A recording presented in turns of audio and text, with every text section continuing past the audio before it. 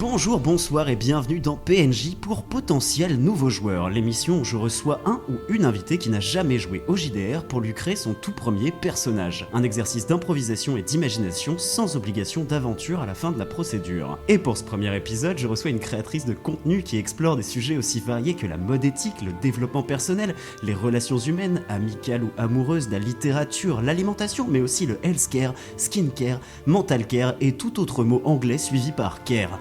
Entre deux sujets sérieux, elle vous explique la recette des brédeleux, appliquez ses conseils pour vous faire gagner jusqu'à 10 ans d'espérance de vie et un bonus de charisme de plus 4. Elle pourrait autant vous encourager à avoir une activité sportive régulière qu'à faire un marathon Seigneur des Anneaux. Et oui, c'est quand même déjà un peu une nerd. Aujourd'hui, j'ai le plaisir d'accueillir Oran Cré. Comment ça va, Oran ? Ça va très très bien, waouh, en effet, l'intro est exhaustive, C'est tout ce que tu fais. Tu as décrit toute ma personnalité. Exactement. Voilà, on arrête là, on a compris qui tu étais. Du coup, aujourd'hui, on se retrouve pour créer ton premier perso de JDR. Comment tu te sens pour la création de ce perso ? Bah là, je me sens telle une noob.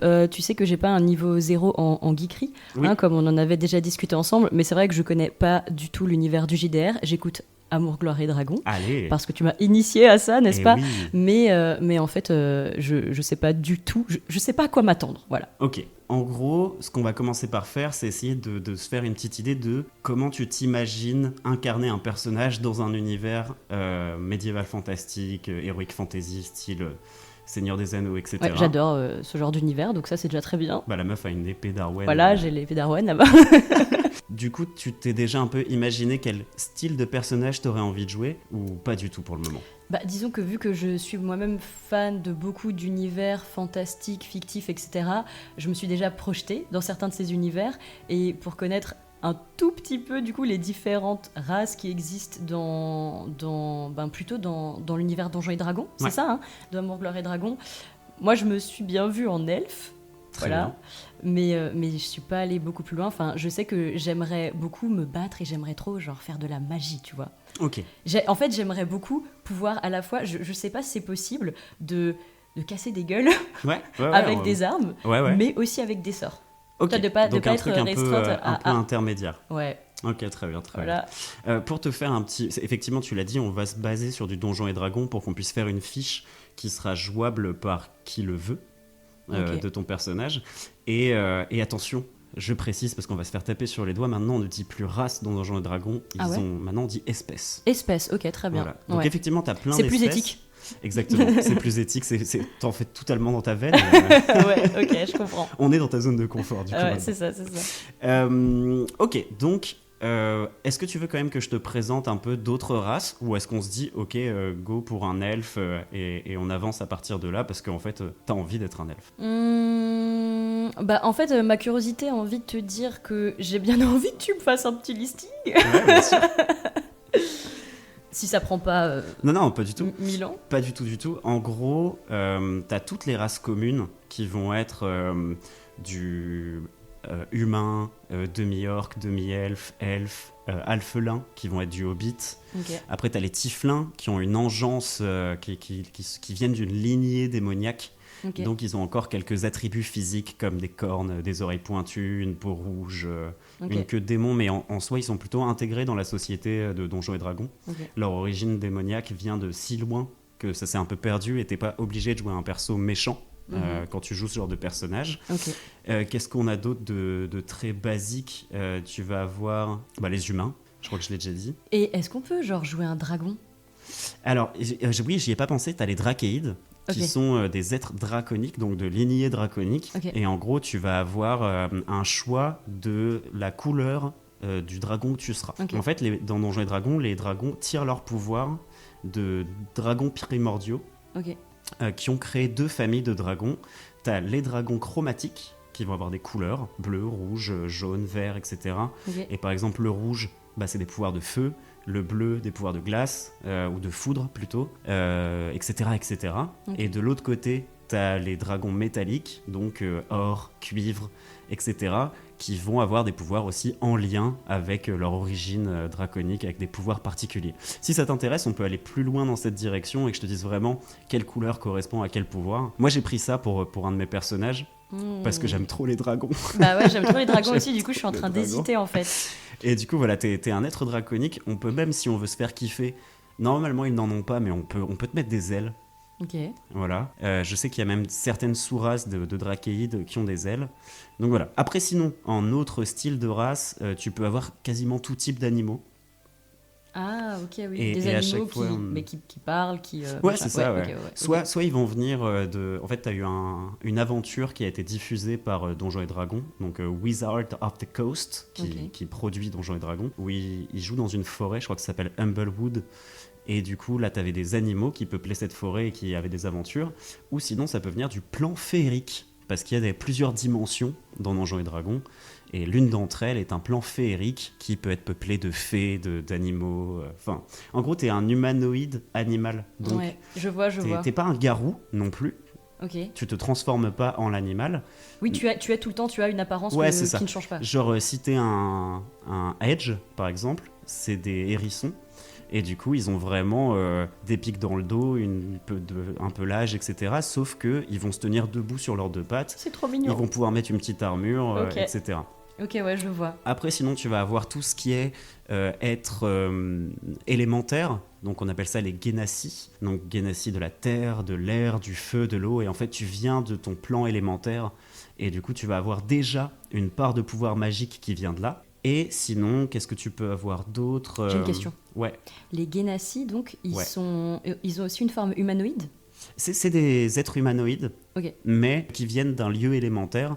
Donc, ils vont avoir des attributs physiques en lien avec cet élémentaire, quoi. Ok. Attends, je vais essayer de te trouver... alors, c'est pas très radiophonique, mais je vais te montrer une image de à quoi peuvent ressembler les Genasi. Tu vois, là, tu vas avoir un Genasi de chaque. Ah ouais, ils sont bien stylés quand même. Hein. Voilà, donc tu vois, par exemple, si t'as un Genasi de feu, tu vas avoir la peau rouge, Oula, etc. ça me fait hésiter. Voilà, donc ça, c'est une autre possibilité. Ok. Pareil, on pourra aller plus en détail dans qu'est-ce que ça t'apporte d'être un Genasi. Mhm. Est-ce que j'oublie des choses? Tu peux être un Dampire, donc c'est des descendants de vampires, c'est fruit de l'amour entre un vampire et un humain, ou un être humanoïde du moins. Après, ouais, t'as comme des dans hommes Twilight. oiseaux, il y a tellement de choses, Ouais, tout est possible. Il y a beaucoup de choix, ok, ouais, je vois. J'avoue que je suis en hésitation. Alors, vraiment, instinctivement, je serais partie sur. Enfin, instinctivement, plutôt, avec le peu de connaissances que j'ai, je serais partie sur une elfe. Parce que je suis très fan de Seigneur des Anneaux et des elfes dans Seigneur des Anneaux. Mais là, les Genasi, j'aime bien, tu vois. Ouais, je comprends, c'est stylé les Genasi. Avec le truc du feu, Ouais. j'aime beaucoup. Est-ce que tu veux que je t'en dise un peu plus sur les Genasi, du coup? Mhm. Alors, quand tu choisis d'être un Genasi, donc tu es l'héritier du pouvoir élémentaire, donc déjà, tu vieillis au même rythme que les humains. Donc, tu as une longévité jusqu'à 120 ans. Ils vivent un peu plus vieux que les humains, mais ils atteignent l'âge adulte, à peu près vers 20 ans. Ils font entre 1m50 et 1m80, donc tu es vraiment un être humain standard. Et après, donc, tu choisis quel Genasi tu veux être. Donc, soit de l'air, soit de la terre, soit du feu, soit de l'eau. Si j'ai bien compris, tu avais plutôt envie de te tourner vers le feu. Une affinité avec le feu, bien sûr. Très bien. Déjà, tu gagnerais la résistance aux dégâts de feu. C'est-à-dire que quand tu prends des dégâts qui sont de feu, genre une boule de feu, tu vas ne prendre que la moitié des dégâts de feu. Donc ça, c'est sympa. Tu as la vision dans le noir, jusqu'à 18 mètres dans une lumière faible. Ah, j'adore. Ça, c'est sympa. Et dès le niveau 1, tu peux lancer le sort mineur flamme. Donc faire apparaître une petite flamme dans ta main, soit pour éclairer, soit pour allumer une torche, soit pour ce que tu veux, en fait, ce qui te passe par la tête. Et dès le niveau 3, d'ailleurs, je le précise maintenant parce que j'y ai pas pensé plus tôt, on va te faire un personnage qui commence au niveau 3. Ok. Parce que souvent, c'est là où on va choisir les sous-classes des personnages et quelques sorts et des trucs comme ça, donc c'est un peu sympa de commencer niveau 3. Et donc, tu vas donc atteindre le brasier qui te donne flamme, puis main brûlante, qui est un sort où en fait tu mets tes mains devant toi et il y a comme un lance-flamme qui part, tu vois, Ouais, je suis un et petit tu salamèche, crames quoi. ce qui est devant toi. Ok. Exactement. Ok. Moi, j'ai envie de partir là-dessus. Ok, donc Genasi de feu. De feu, ouais. Féminin, si j'ai bien compris. Ouais. quand même. Ok, hop, c'est noté. Est-ce qu'on doit déterminer des caractéristiques physiques, genre la taille que je veux faire, tout ça? Exactement. Ok. On va y venir. Est-ce que tu veux qu'on fasse ça maintenant? Est-ce que tu veux déjà parler un peu du physique de ton personnage?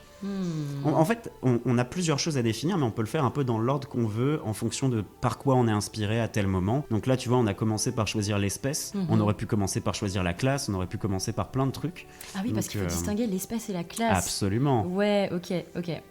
Mais du coup, là, je pense qu'on ira chercher une classe qui sera plutôt dans un délire de feu. Oui, ok. Et ouais. Bah, même les classes, en fait, je connais pas trop. Je sais qu'il y a Claire, Barbare, et ouais, je sais pas beaucoup plus. Ok. Je te les dirai toutes, comme ça tu feras vraiment un choix en connaissance de cause. Pas de regret, tu vois. Donc on disait, ouais, apparence physique. Est-ce que t'as déjà des idées comment tu t'imagines ton Genasi de feu? Est-ce que t'as une peau rouge pâle? Est-ce que t'as une peau rouge foncée? Bordeaux? Est-ce que quand tu t'énerves, il y a tes origines élémentaires qui reviennent un peu à la surface et t'as les yeux qui deviennent incandescents? Enfin vraiment, c'est très très libre. Freestyle. J'aimerais bien quelle est la peau. Alors tu vois, pas rouge foncé, mais pas non plus très pâle, un peu entre les deux. Ouais. En fait, est-ce que c'est possible de lui ajouter comme des espèces de zébrures, enfin pas des zébrures partout, mais tu sais, des endroits de la peau où il y aurait comme des espèces des choses qui ressembleraient à des zébrures plus foncées. Ok. J'aimerais bien ça. J'aimerais bien qu'elle ait les yeux couleur... comment on appelle ça? J'ai la couleur en tête, mais comment on appelle ça? C'est pas... noisette, c'est ambre. Ambre. Ah ouais, je vois très bien. Un orange ambré. Quoi. Ouais, c'est ça. Ouais, ok, très bien. Couleur ambre qui pourrait devenir plus foncée, vraiment bien plus foncée quand elle est énervée. Ok. Voilà. J'aimerais bien qu'elle ait une longue natte. Très bien. Des cheveux noirs. Cheveux noirs, longue natte. Cheveux noirs, une longue natte. Genre jusqu'au vraiment creux des reins. Jusqu'au milieu du dos. Ouais. Jusqu'au milieu du dos, comme ça, tu sais, elle se coiffe un petit peu en arrière, elle a quelques mèches quand même qui arrivent devant, et genre elle a une longue natte qui arrive. Ouais, elle part un peu sur le côté comme ça. Et elle a quand même de la masse capillaire, tu vois. Je vois. Elle a quand même de la masse capillaire, donc c'est pas une petite natte toute fine, tu vois. Il y a de quoi faire. C'est une bonne natte. Ouais. Comme si toi, t'avais les cheveux longs et que tu devais te faire une natte, en fait. Exactement, voilà, ok, c'est ça. J'aimerais beaucoup... Est-ce que dans les caractéristiques physiques, là, on peut aussi parler de la tenue? Bien sûr. Alors peut-être qu'elle dépendra un peu plus de quelle classe tu choisiras. Okay. Mais après, en fait, en plus de l'équipement de classe, tu peux aussi avoir des vêtements à toi, tu vois. D'accord, ouais, je vois. Ça pourra aussi peut-être dépendre de l'historique, parce qu'à un moment, on va aussi parler de ton histoire, de est-ce que tu as un métier. En fait, Donjons et Dragons propose de base une certaine liste d'historiques, mais après, on peut aussi en créer une complètement et essayer d'imaginer qu'est-ce que ça pourrait t'apporter en bonus d'avoir cette historique. Mais je te proposerai quand même les historiques qui existent déjà. Ok. Est-ce que tu veux que je te lise un petit truc sur les Genasi de feu, le petit paragraphe qu'il y a sur le site que j'utilise qui est aide-dd. Voilà, si jamais pour les gens qui nous écoutent, allez là-dessus, c'est vachement bien.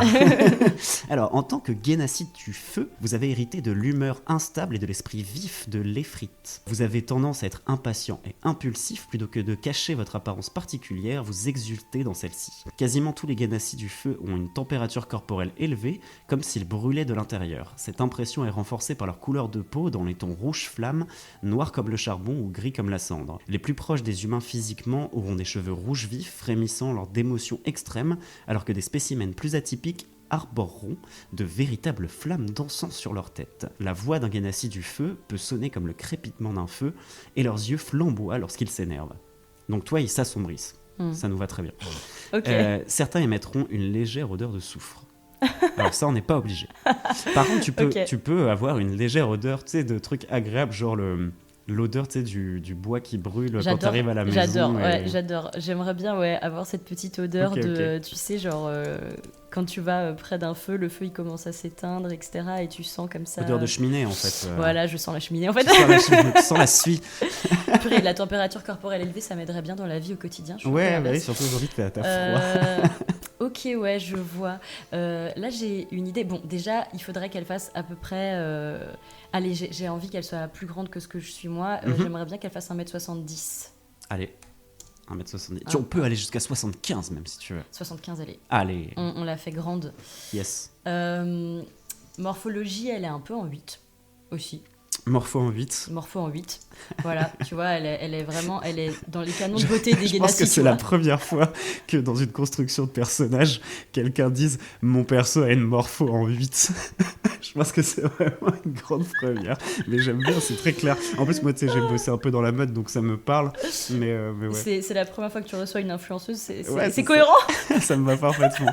Donc, vous notez C'est cliché, chez vous, c'est cliché, morpho ne en m'écoutez 8. Donc, t'es pas un H, ni Voilà, un A, exactement. ni un V. Exactement, tu as une morpho vraiment en 8, tu notes. Très, très bien. Avec un ratio taille-hanche. Non, je déconne, j'abuse. On va parler des bonnets et tout. Les mensurations exactes, s'il vous plaît. Alors, elle ne se laisse pas pousser les ongles. C'est Ok, pas pratique ongles pour courts. manier ses armes. Très bien. J'ai juste une idée qui m'est venue avant là pour la tenue, c'est que j'aimerais bien qu'elle ait des gants genre mitaines comme ça, mais dans une matière du coup qui résisterait au feu, et surtout il y aurait un trou là vraiment au milieu, tu vois. Pour laisser passer des petites flammes. Ouais, pour laisser passer des petites flammes, tu vois. Un petit feu avec trou pour laisser passer les flammes. C'est ça, mais et ouais, les doigts aussi pour qu'elle puisse les doigts nus, tu vois. Oui, si Donc, tu veux faire une petite mitaine, flamme en comme mode- un briquet de c'est bout de ça, en doigt. mode tout. Ok, Voilà. ça me va. Ben, moi j'adore les tenues où les personnes peuvent passer inaperçues si elles le souhaitent, donc avec éventuellement une cape et une capuche. Capuche. Quoi Ouais. qu'il arrive. Ouais, aucun problème. En mode rôdeur un peu comme ça. Cape, capuche, couleur gris anthracite vraiment foncé, tu vois. Pas Ok. noir, mais gris anthracite vraiment foncé. Et elle porterait une combi short. Avec la petite poche devant. Comment ça, c'est quoi la petite Je sais poche pas, j'imagine, c'est les combi shorts. de bébé? Non, je sais pas pourquoi. Oui, je crois que j'ai un peu imaginé ça. Là, Ras-moquette. je crois que Tu confonds avec les salopettes. Ouais, j'étais complètement confondu avec les salopettes. En mode J'ai honte. ras-moquette. Non, ok, combi short. Très bien, pardon. Autant pour moi. Elle peut pas avoir des petites poches parce qu'elle a de la poitrine en fait. Ça n'ira pas. Oui, c'est vrai Avec que ça son fera pantalon. bizarre. Au pire, elle pourra Ça va rien faire mettre dedans, quoi. Par contre, elle aura en effet une espèce de ceinture pochette avec tu vois, Ok, des petits ceinture outils, pochette, elle peut mettre des trucs dedans, tu vois. Des trucs dont elle pourrait avoir besoin pour ses missions et tout. Très bien. Et ouais, non, elle aura une combi short, ben quand même un peu près du corps et couleur, ouais, pareil, gris anthracite comme ça. Ou alors vert forêt, tu sais quoi? Vert. Après, peut-être que si tu veux, on pourra choisir plus tard en fonction Ok. aussi de ta classe, etc. Oui, c'est vrai. Ça, c'est sa tenue en mode Ouais, qu'elle ouais, aime bien, on va en dire. mode... Et donc, tu as dit combi short vert. Ouais, vert foncé, vert très foncé. Donc, quand même. couleur un peu Noël, rouge et vert. J'avais pas pensé à ça. It's La pauvre. beginning to look À a la lot like Christmas. La pauvre. Ouais, bah On oui, lui met on des va faire ça. pompons dans les cheveux et c'est gagné, quoi. Ah ouais, exactement ça. On lui met des guirlandes. Et on l'appelle Mère Noël. Et c'est Et ah oui, d'abord, c'est bon, on a fait les cheveux. Ouais, Bah c'est pas mal déjà, ouais, non? c'est déjà pas mal, carrément. Il faut que je donne des caractéristiques du visage. Si tu le souhaites. Elle a un visage, elle a un visage qui ressemble au mien, je sais pas, elle a une Ouais. jawline, elle a un petit nez comme ça, pointu. Je mets même visage Coran.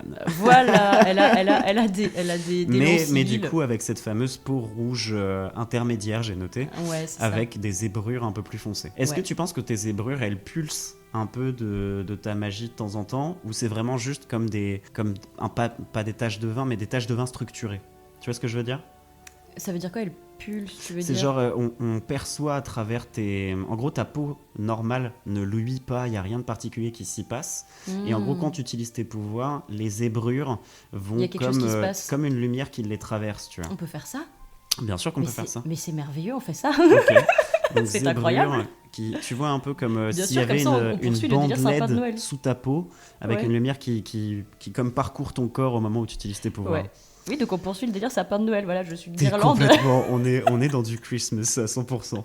En plus, on n'est pas du tout à la bonne période de Non, l'année. pas Je du vais être tout, obligé j'allais dire, tu d'attendre vas pour sortir sortir ça en cet décembre. épisode. Putain, c'est terrible. Décembre. Alors, J'ai dit attends, décembre. je me le note juste. Rouge intermédiaire avec des zébrures plus foncées qui pulsent Waouh. d'énergie magique. Trop bien. Très stylé.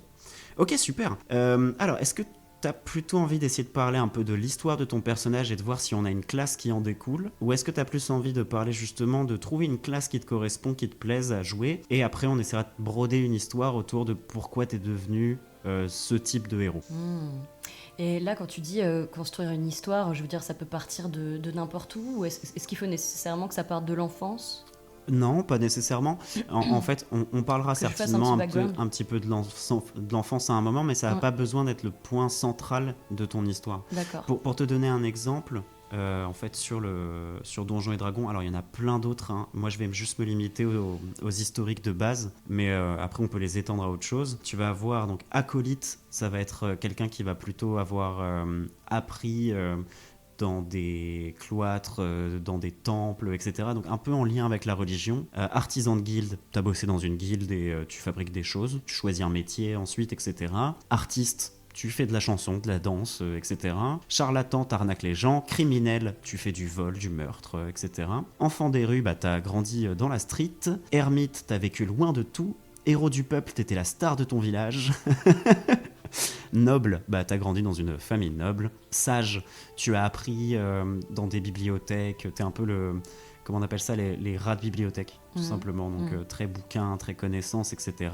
Sauvageon, qui a vécu loin de tout. Soldat, qui a été un soldat, tout simplement. Et en gros, soit t'as abandonné ta carrière de soldat, soit t'es en mission pour quelqu'un. Captif, t'as été enfermé pendant des années, voilà. Ok, j'ai. Ok. Je suis une soldate. Ok. Soldate, ça se dit ça? Histoire, soldat, très Ouais, bien. et j'ai un petit peu de storytelling là en tête. Ok, bah vas-y, je t'écoute carrément. Elle est devenue soldate, mais pas parce que foncièrement c'était ce qu'elle rêvait de faire, mais elle a dû le faire parce que c'est une des voies en fait qui pouvait lui rapporter le plus d'argent. Ah, donc elle est un peu vénale. Non, elle est pas vénale. En fait, Ah, elle doit elle a un gagner de objectif. l'argent parce qu'elle doit veiller sur sa petite sœur. Parce Ok. qu'en fait, malheureusement, toute sa famille, sauf sa petite sœur, est morte. Olé, ok. Olé. Olé. Super pour elle. En fait, son village a été attaqué. Ouais. Le village dans lequel elle vivait plutôt en paix, etc., a été attaqué et donc quasiment entièrement détruit, brûlé, etc. Et sa famille n'y a pas survécu. Ok. Elle a pu s'échapper avec sa petite sœur, mais il se trouve que sa petite sœur est quand même malheureusement assez malade. Ok. Et donc elle a besoin régulièrement de soins et ce genre de choses. Et donc elle, pour subvenir en fait à ses besoins et aux besoins de sa sœur, eh bien elle est devenue soldate. Est-ce que t'es soldate alors, tu sais quoi, on va aller dans soldat et on va étayer. Donc pour l'instant, j'ai mis, tu dois gagner de l'argent pour veiller sur ta petite sœur. Ton village a été attaqué. Est-ce que t'as envie qu'il ait été attaqué par quelqu'un en particulier? Est-ce que tu imagines plutôt... alors, du coup... Ah ouais, aussi, il y a ça. Est-ce que on parle de quand tu vivais sur le plan élémentaire du feu?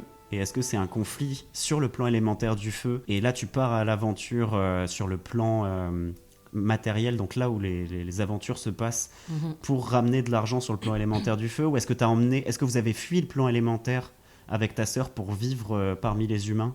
Enfin, quand je dis les humains, c'est tous les êtres qui vivent sur le plan matériel. Ok. Enfin, tu vois, il y a plein de possibilités. Le plan élémentaire du feu, en fait, est-ce que ça ressemble à un monde humain?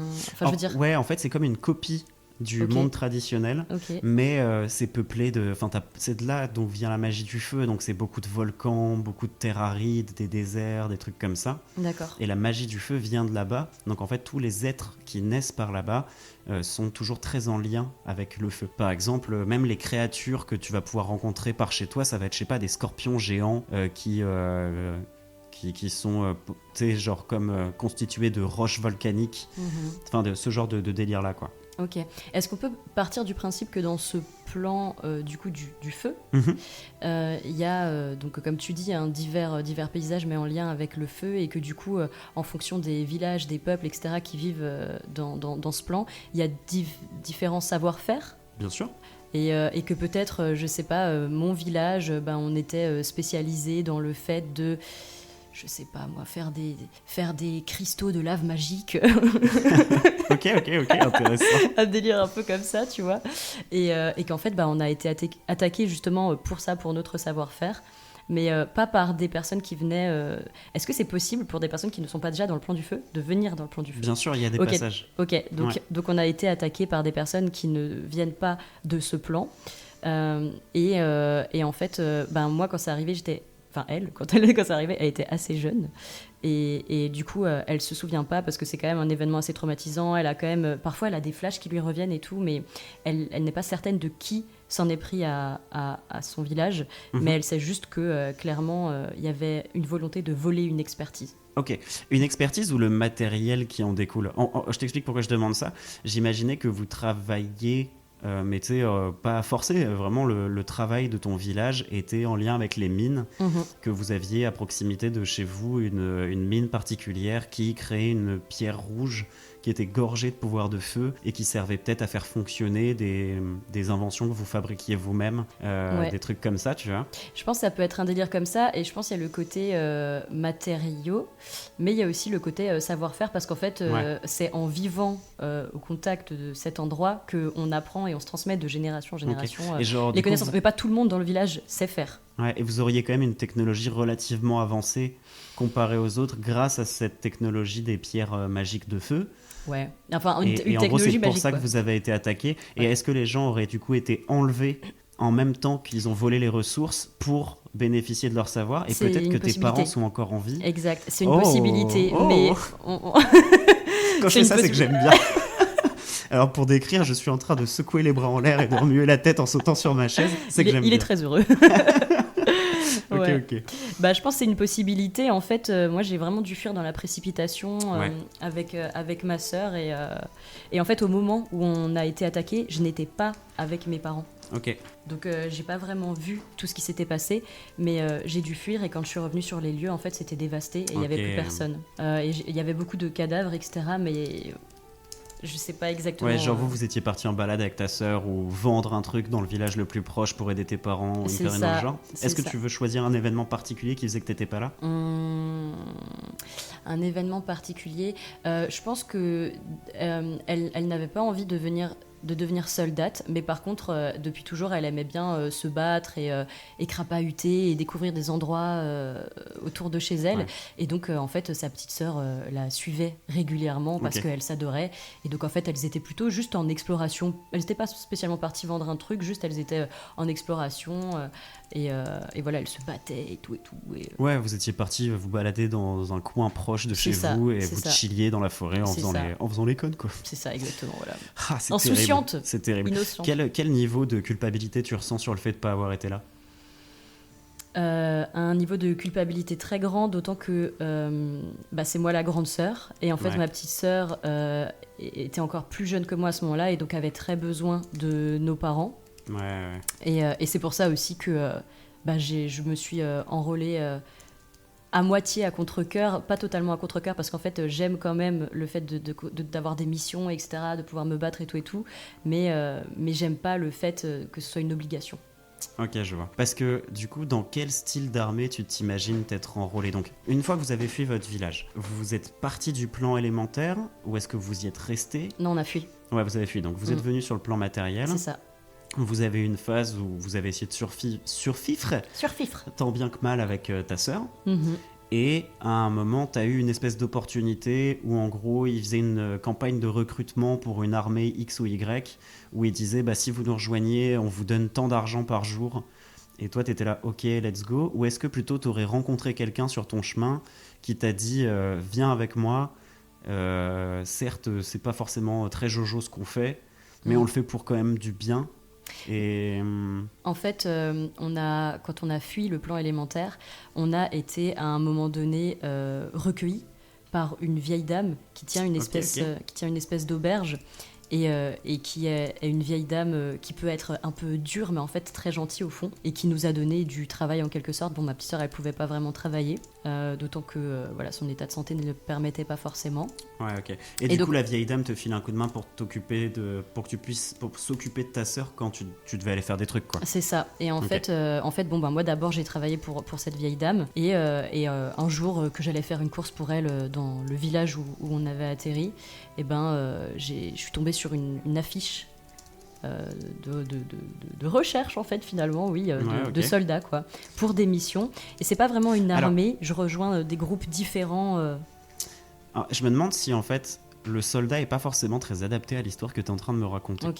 J'ai l'impression que tu es plus une mercenaire. Ok.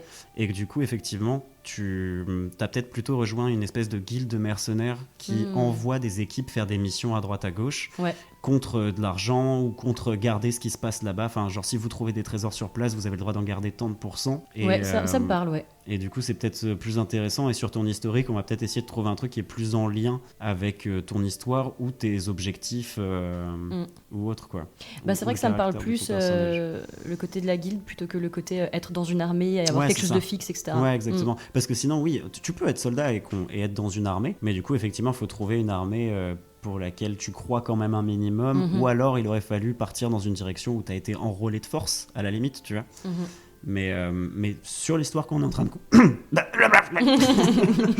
mais par rapport à l'histoire qu'on est en train de construire, j'ai l'impression qu'on est plus sur une mercenaire qui fait des missions pas forcément toujours très éthiques, mais ben pas le choix, faut y aller. Ouais, pas le choix, faut y aller. Écoute, ouais. C'est maintenant. C'est pas mal. Et c'est vrai qu'elle fait des missions du coup qui sont pas toujours en accord avec ses valeurs, mais parfois elle a des petits, comment dire ça, elle fait des petites filouteries en cachette parfois de ses partenaires de mission. Ok, ça marche. Du coup, on va reprendre. Ou alors, est-ce qu'on va pas choisir une classe ? Ok. Et une fois qu'on a choisi la classe, on reviendra sur l'histoire pour la compléter. Parce que j'aime bien là déjà ce qu'on a. Ça te plaît ? Ouais, c'est trop cool. Allez, et on continue. Donc, les classes qu'on va avoir. Bon, barbare, j'ai pas forcément l'impression que ça corresponde trop à ton personnage.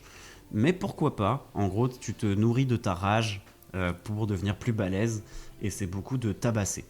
Okay. Après, il y a quand même des barbares qui vont avoir, par exemple, de la magie sauvage où tu vas avoir un effet magique qui va se déclencher, mais t'as pas vraiment des sorts à proprement dit. Bard, c'est musicien qui va faire très soutien, etc., mais pas de pouvoir de feu. Est-ce qu'on veut vraiment se baser ? Est-ce que tu veux lancer des flammes, oui. etc. Oui, ok, oui. Très bien. Aucun Donc, doute. Dans ce cas, clair, ça peut marcher. Donc en gros, tu tires ton pouvoir d'une divinité, et en fait, ensuite, on choisit un domaine de clairs qui vont te donner accès à différents sorts. Par exemple, les clairs de la lumière vont avoir beaucoup de pouvoir en rapport avec le feu. Ensuite, l'avantage de clair aussi, je le précise tout de suite, c'est que tu vas avoir accès à plus de résistance que d'autres classes qui vont être vraiment on appelle ça des spellcasters, donc des lanceurs de sorts. Et en fait, les lanceurs de sorts sont un peu des chips. C'est-à-dire qu'il ne faut pas que tu te fasses tabasser, parce que ta spécialité, c'est d'être à distance et d'envoyer du sort. Ouais, ok, ils n'ont pas de résilience en combat, quoi. Pas tant. De résistance, ok. Pas tant. Après, donc, dans ceux-là, tu vas avoir le magicien, donc, qui puise sa magie dans les livres. En fait, tu vas avoir un grimoire dans lequel tu vas pouvoir noter des sorts. Et même au fur et à mesure de ton aventure, tu vas pouvoir découvrir des nouveaux sorts en plus de ceux que tu vas gagner naturellement en passant des niveaux. Et t'es vraiment l'archétype de j'ai mon bouquin, ma magie vient de mon bouquin, j'acquiers des connaissances et je l'utilise pour faire de la magie. Vraiment sorcier, quoi. Hein ? Sorcier, quoi. Sorcier, ouais, c'est ça. Après, tu vas avoir l'ensorceleur qui, lui, va puiser sa magie d'une entité. Donc, on pourrait très bien imaginer, je sais pas, un espèce de giga-divinité du feu qui te donne des pouvoirs. Mais classiquement, en général, on prend un grand ancien, on appelle ça, donc une espèce d'entité cosmique, une fée ou un démon, pour être très bref. Ensuite, ah non, pardon, ça c'est l'occultiste, je t'ai dit n'importe quoi. Donc ça c'est occultiste qui tire son pouvoir de quelque chose. Et ensuite, on a l'ensorceleur qui, lui, tire son pouvoir de rien. En fait, il est déjà imprégné de magie de base. Ok. Je sais pas, ça. En fait, moi, j'ai pas envie j'ai pas envie que ça ait un lien avec une quelconque divinité ou ce genre de choses. Ouais. Donc on partirait quand même, parce que là du coup tu perds un peu cet aspect je me tabasse au corps à corps. Ouais, tu vois, c'est ça. Alors vas-y, on poursuit. Il y a d'autres encore ou on est arrivé au bout? Qu'est-ce que je pourrais te proposer d'autre qui pourrait être intéressant? Parce que t'as dit Claire, sinon ça pourrait être intéressant. Claire, c'est du coup un peu entre les deux. Ouais, c'est ça. Mais par contre, il y a l'aspect de divinité. Alors après, quand on dit divinité, c'est genre une entité magique en quelque sorte, et tu vis plus ou moins selon ses préceptes. Par exemple, là j'ai un joueur qui est du temple de Bahamut, qui est un dragon, et en fait il tire son pouvoir d'un dragon légendaire, créateur de tous les dragons et protecteur des dragons chromatiques. Et donc, ouais, il y a un côté temple, etc. Mais on n'a pas l'aspect religieux comme on peut l'avoir dans notre monde réel, tu vois. Oui, mais ça veut dire que quand on veut agir, on doit s'en référer à cette divinité. On peut être en contact, etc. Alors, ça peut être un côté intéressant où, effectivement, la divinité peut te parler de temps en temps. Mais bon, dans les premiers niveaux, elle n'aura rien à foutre de ta gueule. Ok. Parce qu'en termes de puissance, bon, ça va pas... C'est nul, quoi. ça va pas, ouais. Ok. J'ai pas de temps à perdre avec les niveaux 3, les potes. Très très bien, je comprends. Mais ouais, en passant les niveaux, je crois même que... Enfin, j'en suis certain. T'as un sort à un moment qui est appeler sa divinité pour qu'elle te file un coup de main. Ah, quand même. C'est intéressant, j'aime bien ça quand même. Et donc ça, c'est clair. Ça, c'est clair. C'est clair. C'est clair. C'est clair, C-L-E-R-C. Exactement. Ok, d'accord. Écoute, en fait, je pense qu'on va partir sur clair parce que ça me gêne vraiment l'idée de n'avoir quasiment pas de résistance au combat. Bien sûr, je comprends parfaitement. Ça me gêne. C'est une de mes classes préférées, les clairs, donc je vais pas te jeter la pierre pour en sélectionner un. Ok. J'adore. Merci bien. Alors, pour les clairs, nous allons voir. Nous allons voir. Nous allons voir. Hop, un peu les différentes sous-classes que tu vas pouvoir sélectionner et donc les Il y sorts. a des sous-classes. Exactement. C'est sans fin. C'est sans fin, mesdames et mesdames. En fait, par exemple, moi, je voulais jouer un Drakeid, donc un homme dragon bleu qui a des pouvoirs en lien avec le tonnerre. Et du coup, j'ai choisi comme divinité de référence un dieu du tonnerre, et donc le domaine de la tempête pour l'éclair. Ok. Et donc mes sorts sont autour de la foudre, du vent, des éclairs, etc. C'est à ça que ça sert de prendre une sous-classe. Ok. C'est que ça va spécialiser ton personnage. En Ok. fait, là, de base, ce qui est intéressant avec le clair, c'est que tous les clairs vont pouvoir avoir une armure légère ou intermédiaire et un bouclier. Ok. Le bouclier, en gros, il va te servir à gagner en classe d'armure, donc ça veut dire que tu seras plus difficile à toucher. Ok. Tiens, est-ce qu'on n'en profiterait pas pour faire un mini point règle? Parce que Vas-y. du coup, tu connais pas Donjons et Dragons. Non, je suis une totale noob là. Merveilleux. En gros, ce qu'il faut connaître de base pour pouvoir jouer à Donjons et Dragons tranquillement, c'est que tu as 6 attributs de base Mhm, qui seront un peu quelles sont tes qualités et tes défauts. mhm, Tu as 3 attributs qui sont physiques et 3 qui sont plutôt mentaux. mhm. Et c'est en fait en fonction des scores que tu auras sur tes attributs que tu auras plus ou moins de chances de réussir tes actions. Et les attributs sont déjà définis par l'univers. Exactement. Ok. En fait, pour le système de jeu plutôt. Ok. En gros, les 3 attributs physiques, c'est la force, donc à quel point tu es balèze. Mm. La constitution, qui va être à quel point tu résistes aux choses, c'est ta résistance. Mhm. Donc, par exemple, ça peut être aussi, même si jamais tu t'empoisonnes, ça va être à quel point tu vas résister à ce poison, à quel point ton organisme va encaisser le coup. Et la 3e, c'est la dextérité. Donc, vraiment ton agilité, etc. Et les 3 attributs mentaux, il va y avoir l'intelligence. Donc c'est vraiment tes connaissances, ton savoir, etc. La sagesse, qui va être ta logique, ta capacité d'analyse, à sentir les gens, à sentir les situations, etc. Ta perspicacité en quelque sorte. Et la dernière caractéristique mentale, c'est le charisme. Ah, ok, oui. Voilà, tout simplement. Donc, Ce qui est dans ma ça, présentation, en ça, fait, ça, dans l'intro. Ça parle bien, donc c'est charisme. Est-ce qu'on a d'office... Comment dire? Est-ce qu'il faut mettre un score dans chacune de ces catégories? Ok, je croyais qu'on devait choisir. Non. Ok, on va en fait, mettre tu auras un score dans chacune. chacune de ces catégories.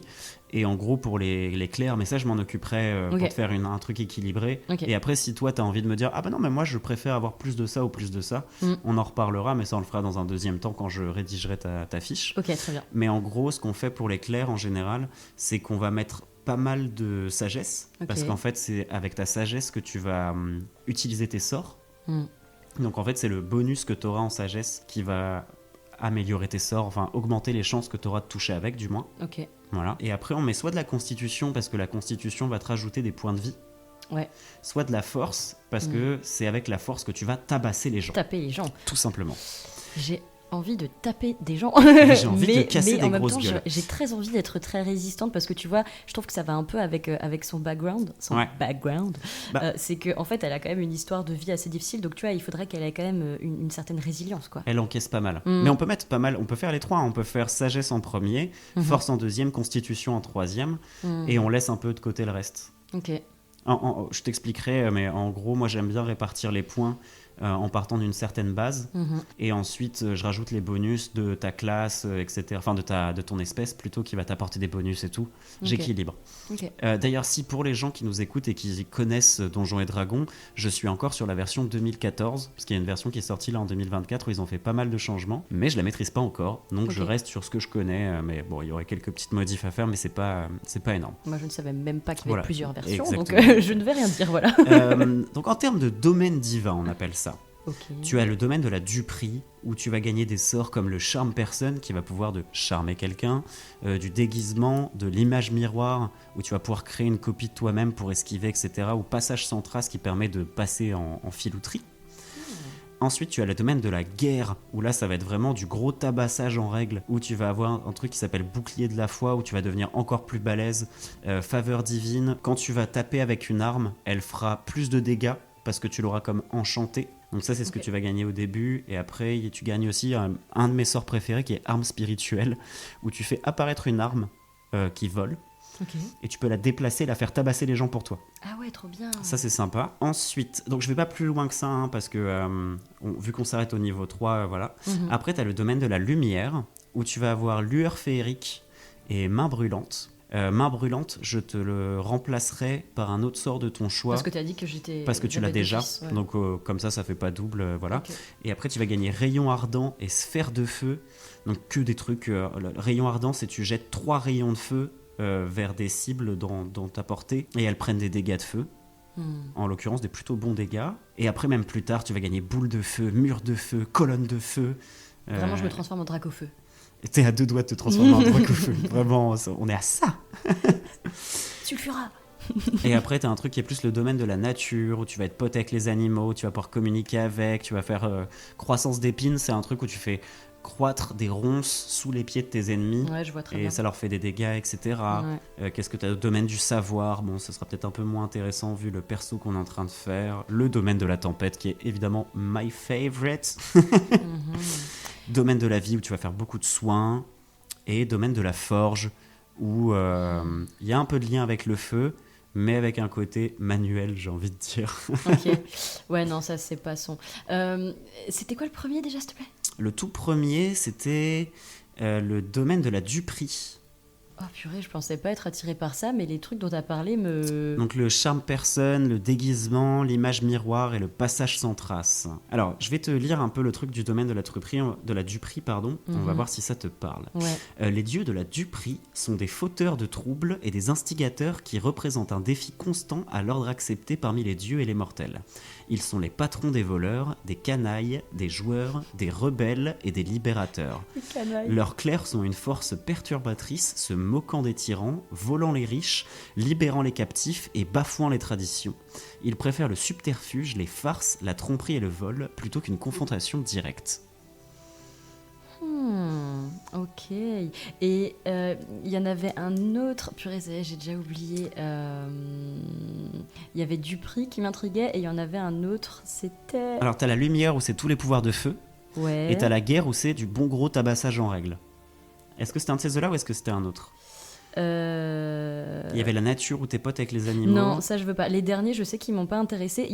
T'en avais pas dit un entre Duperie et guerre? Alors ils sont l'un après l'autre dans mon site. Ok, donc est-ce que tu peux me lire du coup le petit truc descriptif de la guerre du... Très bien.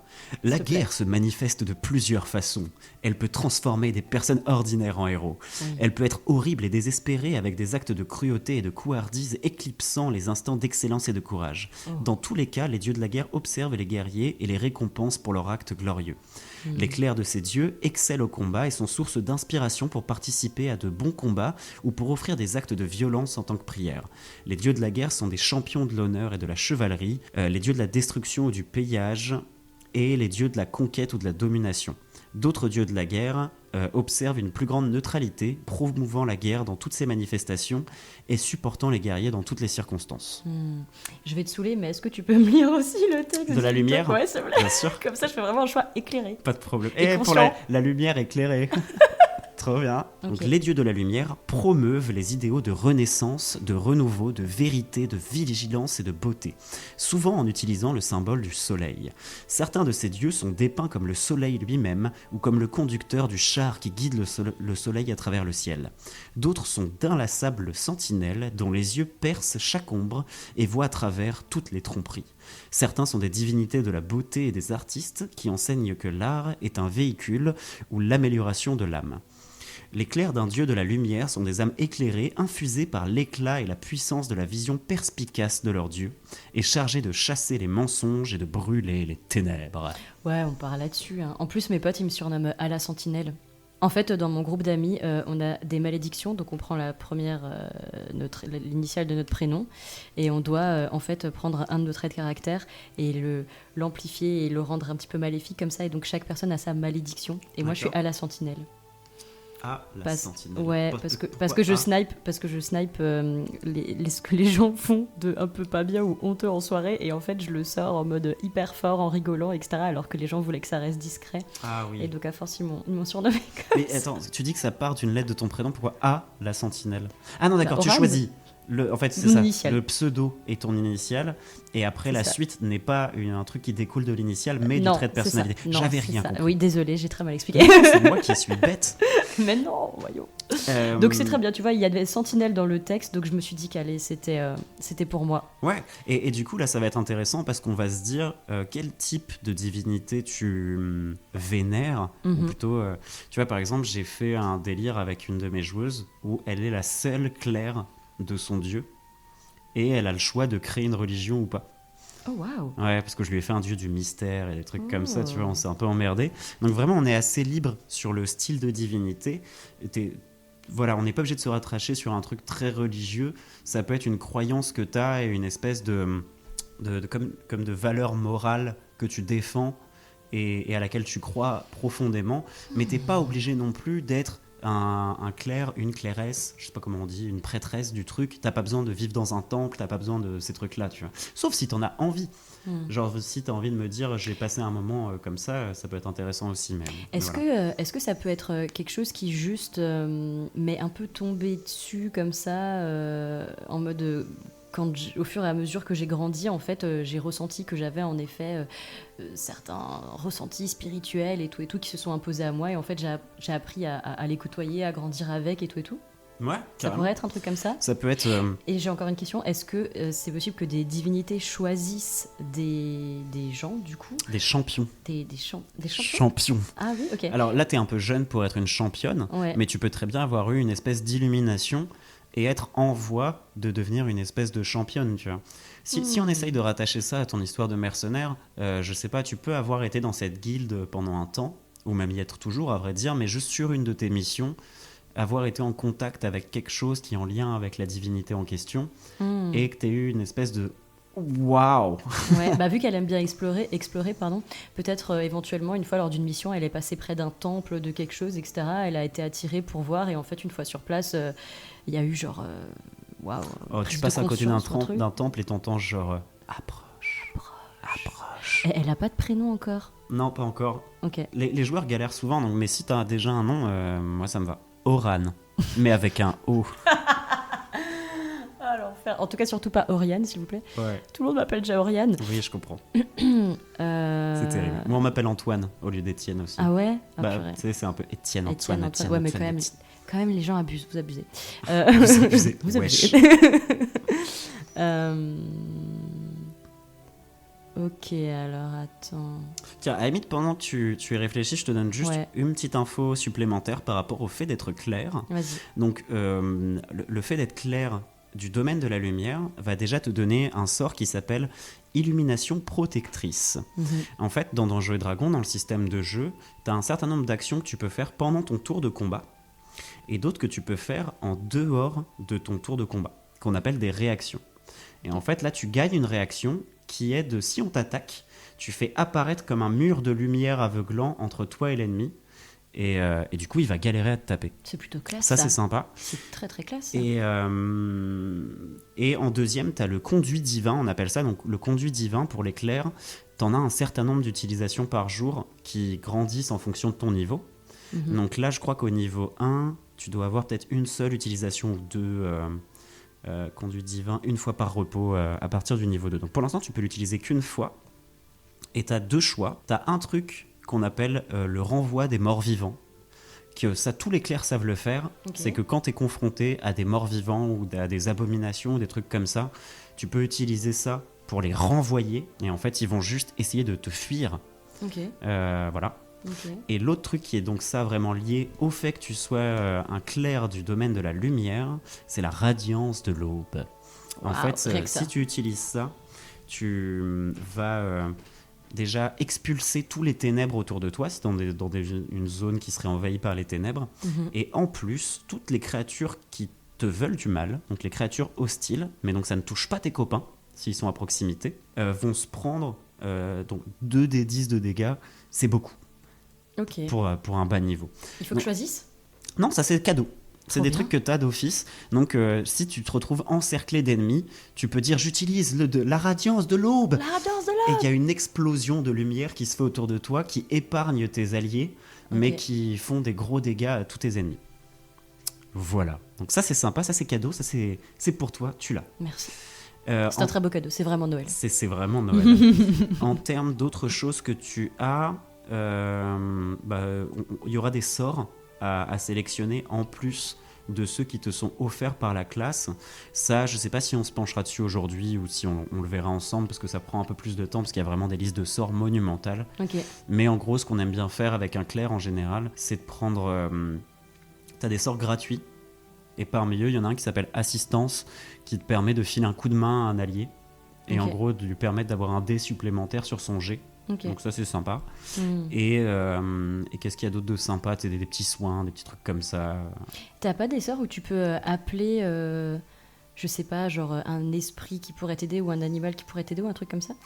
Tu le peux, mais plus tard. Plus tard, ok. Ouais, si il je faut dis prendre pas de des bêtises. Prendre des niveaux. Ouais, exactement. Pour pouvoir le faire. Parce que tu vois, par exemple, je crois que l'arme spirituelle, donc le fait d'invoquer une arme magique qui va aller tabasser tes ennemis en même temps que toi, tu les tabasses également. Je crois que tu peux la prendre en fait. Ok. C'est un sort de niveau 2. Et en fait, toi, tu connaîtras 5 sorts, je crois, au niveau 3. Et tu pourras utiliser 2 sorts de niveau 2 par jour. Ok. Voilà. Donc ça pourra faire partie de tes sorts. On pourra regarder. Par jour, ça veut dire par session. Hein? Par session. Pas forcément, en fait. Dans le Donjons et Dragons, tu as un principe de repos. Ah oui, c'est vrai. Ou si tu fais un repos long, tu vas récupérer tous tes emplacements de sorts. En fait, il faut vraiment voir ça comme t'as des cartes et tu as le droit d'en utiliser un certain nombre par jour. Donc là, tu auras le droit d'utiliser 4 cartes de niveau 1 et 2 cartes de niveau 2.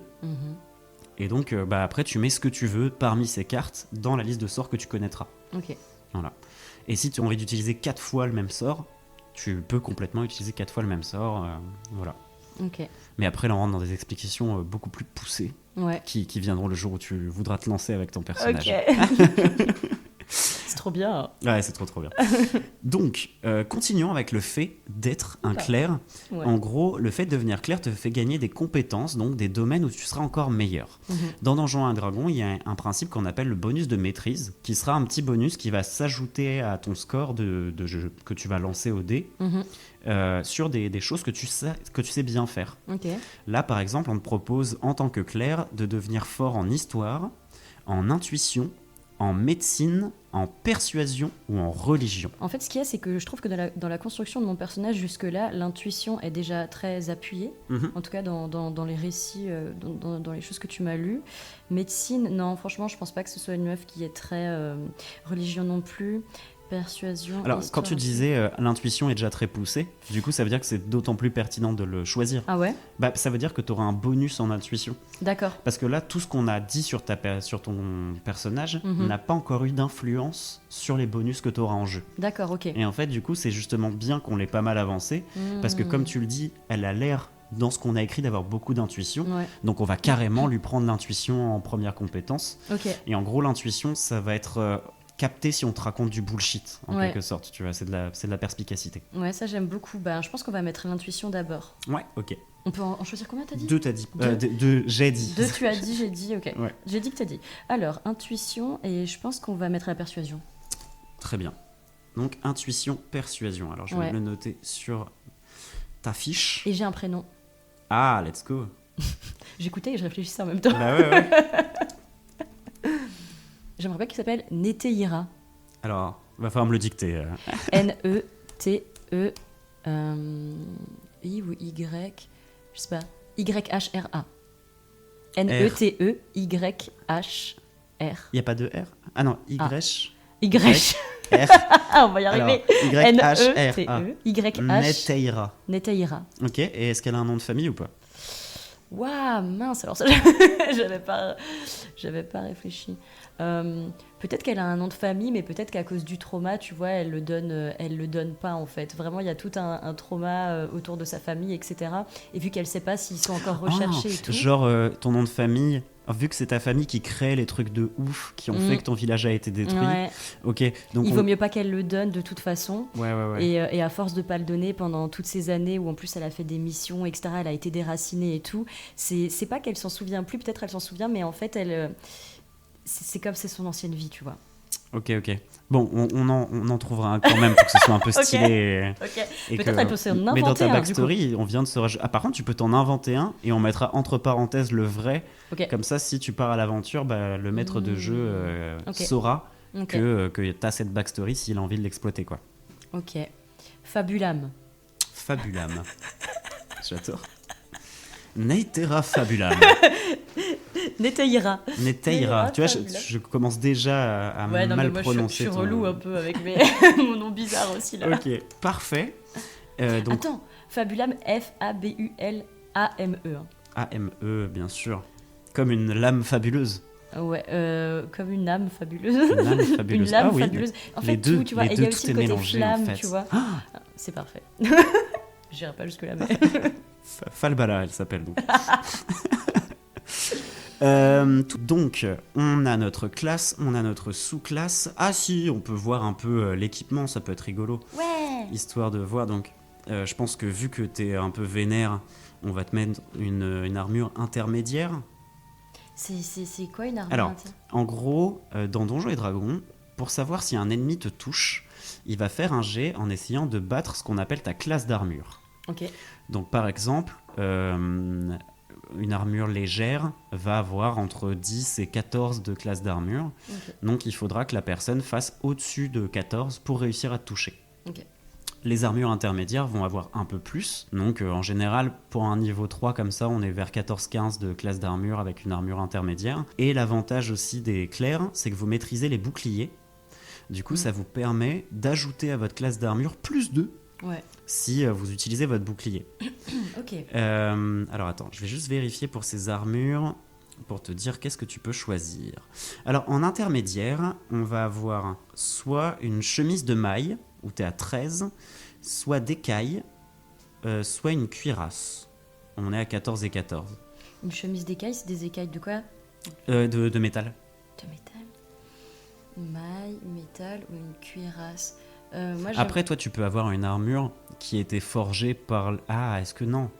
Parce que tu veux pas qu'on sache d'où tu viens, donc peut-être que tu n'utiliserais pas des trucs forgés par la technologie de ta famille. En fait, on voit que de toute façon, je viens du plan du feu, mais j'ai pas envie qu'on sache, en effet. Non, il faut pas de signe distinctif trop, tu vois. Trois parents, ouais. Elle est un peu en loose dé quand même. Ouais.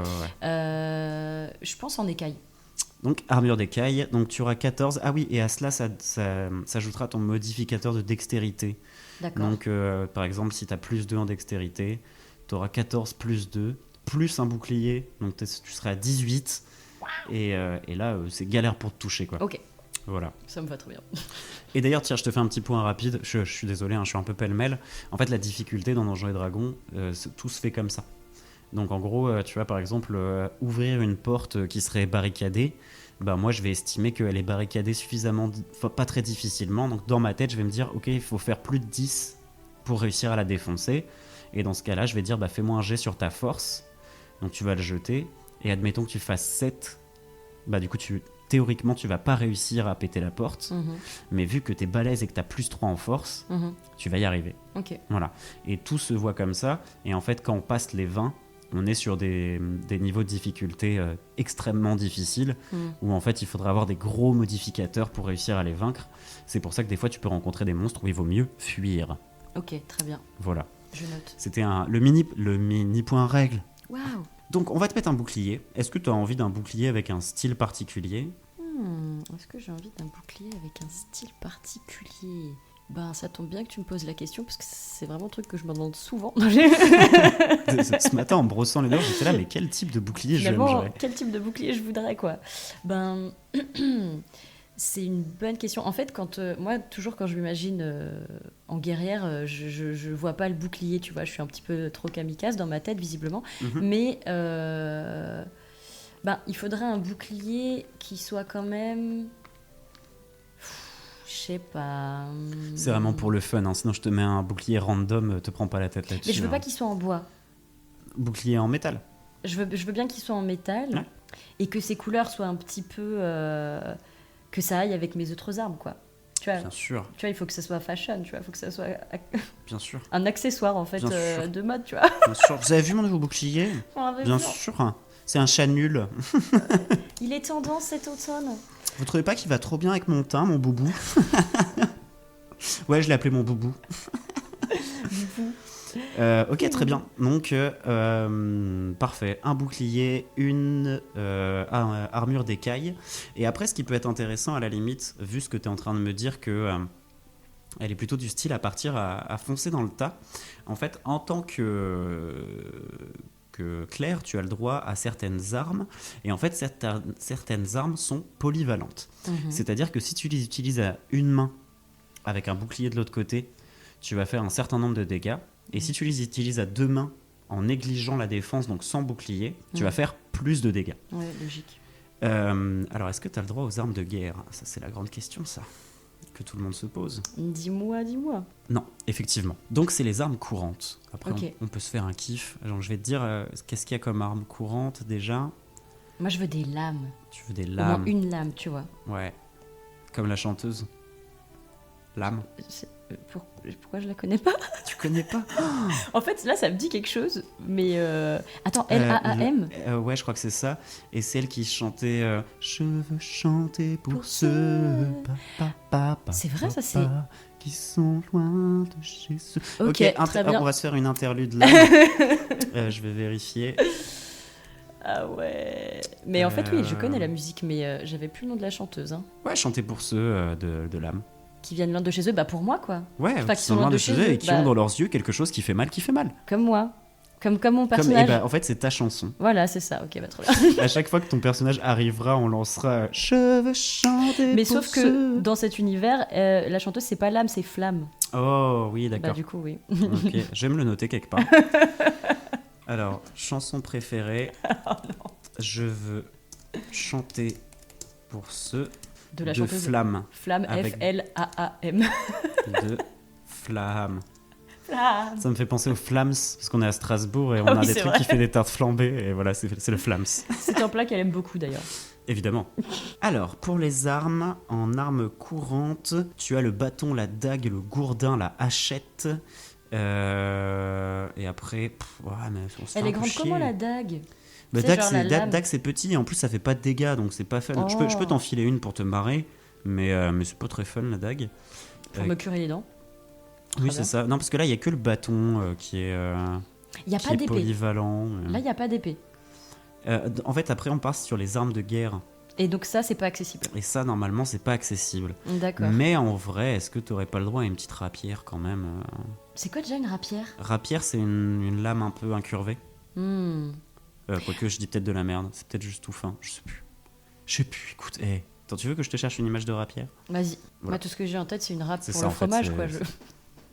Ah, oui, donc c'est tout fin, en fait. Ça n'a rien à voir. Moi, je te décrivais plutôt un sabre. Mais bon. Ok. Mais après, en polyvalente, donc... est-ce que tu m'as listé? C'est hache d'armes. Ouais. Ouais, mais il n'y a pas de raison que tu aies une épée à deux mains. Et sinon, une épée longue. Ça fait partie, ça, de ce qui est accessible? Non, là, c'est du cadeau, c'est pour le fun. Mais si on veut respecter vraiment ce que tu es censé avoir le droit de prendre dans les règles, ce serait plutôt le bâton qui serait intéressant. Bah, tu sais quoi, je veux prendre une dague, plutôt, non? Bah, La dague, Le ça fait... bâton, qu'est-ce que je vais faire avec un bâton? Bah, le bâton fait 1d6 de dégâts, Ouais, et la dague en fait 1d4. ok. Et le bâton, quand tu tabasses à 2 mains avec ton bâton, il fait 1d8. Alors que la dague ne change jamais de dégâts. Mais le bâton, il est forcément en bois. J'ai un vrai problème avec le bois. Hein. Non, si tu le veux pas en bois, on peut te faire un bâton en acier. Ok, s'il est en acier, ça me va un peu mieux. Ouais, la barre de fer. La barre de fer à tout faire. La barre de Ok. fer. Avec, tu peux tout faire. Très bien, Je parfait. t'imagine bien vraiment avec ton bâton à mettre des trucs dessus pour faire de la muscu. Et tu sais. Et ouais, exactement, Tu parce peux que je faire poursuis mille mon lifestyle ici, en fait. Exactement. Ok, donc en arme, le Mais non, mais bâton parce que de tu vois, fer. je fais du feu avec mes mains, donc si le bâton il est en bois, c'est Bah bon, oui, je oui. vais- tu vois. Voilà. Pardon. Alors que, t'imagines si je chauffe mon bâton en métal, et ben là, je peux trouer les gens. C'est ce que j'allais dire. Alors, normalement, j'en parlerai beaucoup plus tard, mais on va le faire maintenant. Moi, j'adore faire un cadeau magique à mes joueurs, tu vois. Avant qu'ils commencent leur partie, j'aime bien trouver un petit truc bonus. Et là, mais est-ce que ce serait pas ton bâton que tu peux gorger de ton énergie de feu et rendre incandescent Ça serait merveilleux. pour mettre quelques dégâts de feu supplémentaires? Genre, tu fais... alors, tu pourrais pas le faire systématiquement, tu aurais un certain nombre d'utilisations par jour, parce que sinon, Oui. c'est vraiment trop vénère. Trop cheaté. Mais genre rajouter un D4 de dégâts de feu. Non, allez, un D6 de dégâts de feu. Quelle générosité. Genre 2 fois par repos, quoi. Ok. Bah moi je vais pas te dire non, hein. Bah ouais. Me pose pas la question. Mais est-ce que ça te hein. plaît comme cadeau mais magique? oui, mais oui, c'est fantastique. Moi j'aimerais bien, c'est ça, tu vois, genre si le bâton il peut genre conduire mes flammes, etc. Et que c'est Mais pas juste un bâton en métal. en À mode vrai tiens, dire, tu à vrai tapes dire, comme ça. il peut être même bien plus puissant que ça, et ça peut même être ce qu'on appelle ton focalisateur d'incantation, c'est-à-dire ce au travers de quoi tu fais naître ton pouvoir. Tu canalises ton pouvoir via le bâton pour le rendre plus puissant. Après, ça veut pas dire que tu dois forcément tirer tes sorts depuis le bâton. Ok, Tu ça peux va aussi alors. les tirer depuis tes mains, mais le bâton est ce qui canalise ton énergie de feu. Ouais, intéressant, intéressant. J'aime bien l'idée. Ok, bon, on verra.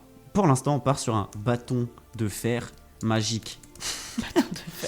Je saurai ce que ça veut dire. Je réussirai à remplir ma fiche. Merveilleux. Eh ben, est-ce que j'oublie quelque chose? On va te mettre une dague quand même, parce que en plus, ça peut se lancer la dague. Mhm. Donc funny. Et on va te mettre aussi une arme à distance. Donc tu as le choix entre arbalète légère, arc court, fléchette ou fronde. Arbalète légère, arc court, fléchette ou fronde. C'est quoi fronde? Fronde, c'est... tu sais, tu mets un caillou dedans, tu le fais tourner et tu le jettes comme ça. Et arc court, c'est quoi la différence avec un arc normal? Ah, en fait, c'est juste une question de dégâts. L'arbalète va faire 1d8 de dégâts. L'arc court va faire 1d6, mais il est plus léger. Les fléchettes vont faire 1d4 et la fronde 1d4 également. Oh, je veux l'arbalète. Arbalète. Pour On est faire d'accord, l'arbalète, plein de dégâts. c'est le truc comme ça qui est pas, tu sais, genre tu tires pas comme ça, mais il est comme ça. Il est horizontal. Ah ouais, c'est ça. Et Ok. en fait, c'est tu enclenches Ouais, je vois, très la bien. munition et piou, c'est un pistolet à l'ancienne. J'aime bien ça. C'est très à l'ancienne. Ok. Donc on a ça, merveilleux. Et on va pouvoir passer à notre historique. Donc, nous y revenons. Donc, tu n'es pas soldat. Ouais, je suis mercenaire, t'as dit. Ouais, c'est ça. Mais du coup, c'est assez ouvert en termes de choix d'historique. De qu'est-ce que je fais maintenant? En fait, ça peut être les deux. Ça peut être soit qu'est-ce que tu fais maintenant, qu'est-ce que tu as fait durant ta formation, qu'est-ce qui correspondrait le mieux. Parce que tu n'as en soi pas fait d'arnaque ou de trucs comme ça.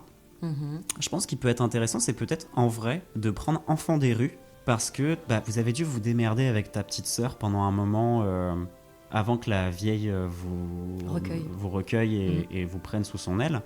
Et en fait, ce qui est intéressant avec le fait de prendre ça, c'est que tu vas gagner discrétion et escamotage. Donc plus de facilité à te faufiler au travers des gens et à être discrète. Ce que j'ai dû faire. Et escamotage, c'est du vol. Ok. Donc peut-être que tu as dû voler un Pour petit peu pour survivre. survivre, évidemment. Et après, la capacité que gagne l'enfant des rues, c'est que tu connais les ruelles secrètes, tu te déplaces à toute vitesse dans les cités, tu peux trouver des passages dans des labyrinthes urbains que d'autres rateraient. Enfin voilà, Ah ouais, j'aime bien. tu gères un peu ça. Qu'est-ce qui pourrait coller d'autre? Après, tu peux être artisan de guilde, donc avoir eu un métier. en même temps, en parallèle de tes activités de mercenaire pur. Là, on cherche quelque chose qui sera à côté de la catégorie mercenaire. Enfin, En fait, le fait d'être mercenaire, c'est ton histoire, c'est ton background, et c'est ce qu'on a décidé pour toi. ok. Et Là, enfant des rues, l'historique, c'est... c'est quelque chose qui va t'apporter des bonus supplémentaires. Ouais, mais c'est quoi là, c'est pas un domaine, c'est... Comment on appelle ça? Ça n'a pas un nom. Il me regarde en mode... Mais de quoi elle me parle, celle-là? Si, je vais finir par te comprendre. Il y a parce qu'il y a des classes, etc. Et enfants des rues et tout, ça fait partie de quoi? Alors, en fait, c'est ça, c'est que tu as 3 catégories de choses. Tu as la classe, Ouais, l'espèce l'espèce et l'historique. historique. Donc ton espèce, le fait d'être une guénassie de feu, Ouais, tu d'abord. vas gagner tes c'est pouvoirs de tout. feu, tes caractéristiques physiques, etc. Ok, Le fait d'être clair, donc ta classe, ça c'est la classe. tu vas ouais. gagner tes pouvoirs, quelles armes tu maîtrises, quelle est ta classe d'armure, tes sorts, etc. Ok, Et de par ton historique, tu vas gagner des bonus. Donc là, la discrétion et machin, plus... et dans l'historique, donc il y a aussi des catégories prédéfinies, donc. Ouais, ou alors on peut en inventer une. D'accord, ok. Et se dire, J'avais besoin de comprendre. vu qu'en général ça rapporte 2 trucs supplémentaires dans les compétences, on peut en choisir 2 qui nous semblent plus adaptés, quoi, et créer un nouvel historique. À vrai dire, là je prends sur la liste de base, mais depuis ils en ont sorti des dizaines et des dizaines. Ah ouais? Ouais. Ben, enfant des rues, oui, ça me semblait pas mal, mais à Ouais. côté, du coup... Parce qu'après, tu vois, on peut très bien se dire, on crée l'historique survivante, et tu gagnes de la survie, et un autre truc qu'on choisit, tu vois, Bah, survie et athlétisme, par survie. exemple. Survie à athlétisme. Bah, l'athlétisme, c'est pas mal parce que c'est vraiment tout ce qui va être épreuve de force, Ok, c'est sur l'athlétisme. ok. Donc là, en fait, finalement, c'est très libre. Hein, on peut, Ouais. on En fait, peut, eux, ils t'offrent une structure, Ok, un truc auquel tu peux te rattacher et qui simplifie le jeu pour les gens qui n'ont pas forcément envie de pousser le truc hyper loin. Mais si tu as une imagination fonctionnelle et que tu as envie de t'emmerder un peu, tu peux créer tes propres trucs aussi, quoi. ok, je vois. Intervention du chat, non gare. Bah oui, techniquement, oui, c'est une survivante. C'est une personne qui a dû se débrouiller, etc. Après, j'aime bien le côté enfant des rues où Ouais. bah, elle peut se faufiler, etc. Enfin, elle connaît un peu. Elle décrypte vite, genre les passages dans les villes, etc. Ça me parle bien. Ouais. Donc, on pourrait faire quoi, mercenaire enfant des rues? Bah, en fait, mercenaire, c'est ton métier actuel. Ah, c'est juste le métier. Et enfant des rues, c'est ton historique. Donc vraiment, quand tu vois historique, vois-le juste comme t'as coché cette case dans le site où tu sélectionnes tes options pour ton personnage, et ça va t'apporter des trucs en plus. Ok. Bah déjà, oui, on met enfant des rues. On veut pas mettre un truc... avant, t'as parlé de... Pour le fait d'être mercenaire, de faire une formation, etc. Bon, tu m'as dit mercenaire, c'est le métier. Mais vu qu'elle était assez jeune quand tout le truc dramatique est arrivé, Ouais. bah, en fait, elle a pas vraiment fait de formation, etc. Elle a des talents naturels. Mais de toute façon, en fait, là, ce qu'on va faire, c'est que donc on va prendre en compte le fait que t'es enfant des rues. Donc concrètement, en termes de gameplay pur, donc vraiment ce qui est inclus dans le jeu, mais qui n'a rien à voir avec ta backstory, enfin dans le sens où c'est du factuel, c'est du tangible. Tu vas gagner de la discrétion pour en bonus de jet, de l'escamotage, et tu vas gagner également un kit de déguisement, donc qui va te permettre de te camoufler, de prendre l'apparence un peu de quelqu'un, tu vois, etc.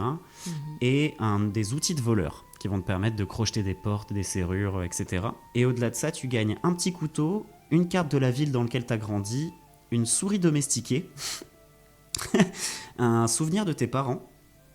Oh, Ça rentre encore plus dans ta backstory, Ouais, donc c'est très très totalement. bien. totalement. Des vêtements communs et une petite bourse avec 10 pièces d'or. C'est merveilleux, ça. Voilà. Ok, je vois.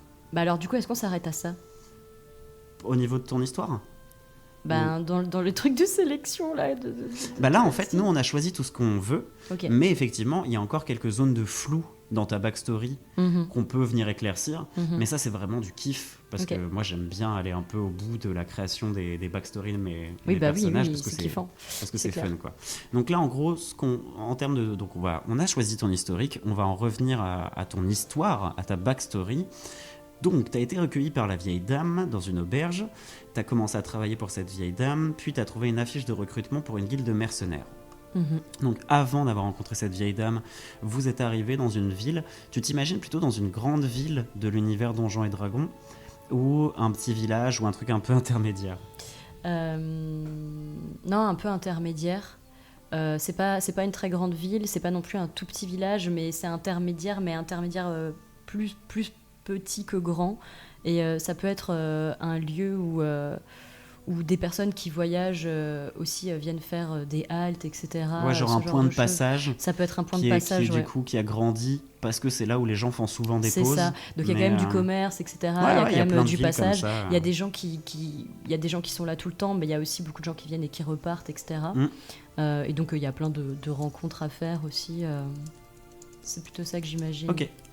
Dans une ville. Gara, il t'a pris en otage. Ouais. Je mets de taille moyenne moins. Hop, ok. Donc vous rencontrez cette dame, vous commencez à travailler un peu avec elle, mais c'est quoi, l'état de ta sœur se dégrade, donc il te faut plus d'argent et... En fait, le choc qu'on a vécu d'être déraciné, de perdre tout d'un coup nos amis, notre famille, etc., ça a fait que déjà elle qui était fragile un petit peu de base, ça l'a mise encore plus dans le mal. Ouais. Et oui, malheureusement, son état s'est dégradé. Donc, en fait, quand on a fui le plan du feu pendant quelques temps, on était un petit peu... on a dû survivre, vivoter en volant, en faisant des petites cueillettes, des trucs comme ça dans la forêt et tout. C'est surtout moi qui m'en occupais. Et après, donc, on a été en effet recueillis par cette dame. Qui nous a vus en fait dans les rues un petit peu misérables comme ça, pas en très grande forme, et qui m'a vu voler et qui en fait au lieu de me dénoncer ou quoi m'a demandé quelle était mon histoire de vie et qui nous a pris sous son aile. Ouais. Et donc j'ai commencé à travailler dans cette auberge et à faire plein de petites missions différentes. Et en fait, c'était pas spécialement mes compétences en tant que meuf à tout faire dans une auberge qui a fait qu'elle m'a prise, hein. C'est parce que vraiment elle a eu beaucoup d'affection pour nous. Ouais, merveilleux. Et donc elle te payait un peu, comme elle le pouvait, pour vous aider à survivre. Elle nous logeait et elle nous nourrissait. Ouais, ok. C'était pas du luxe du tout, mais bon, c'était ok. Ouais, bien sûr. Et voilà, et en fait, on a quand même passé quelques années comme ça. Ok.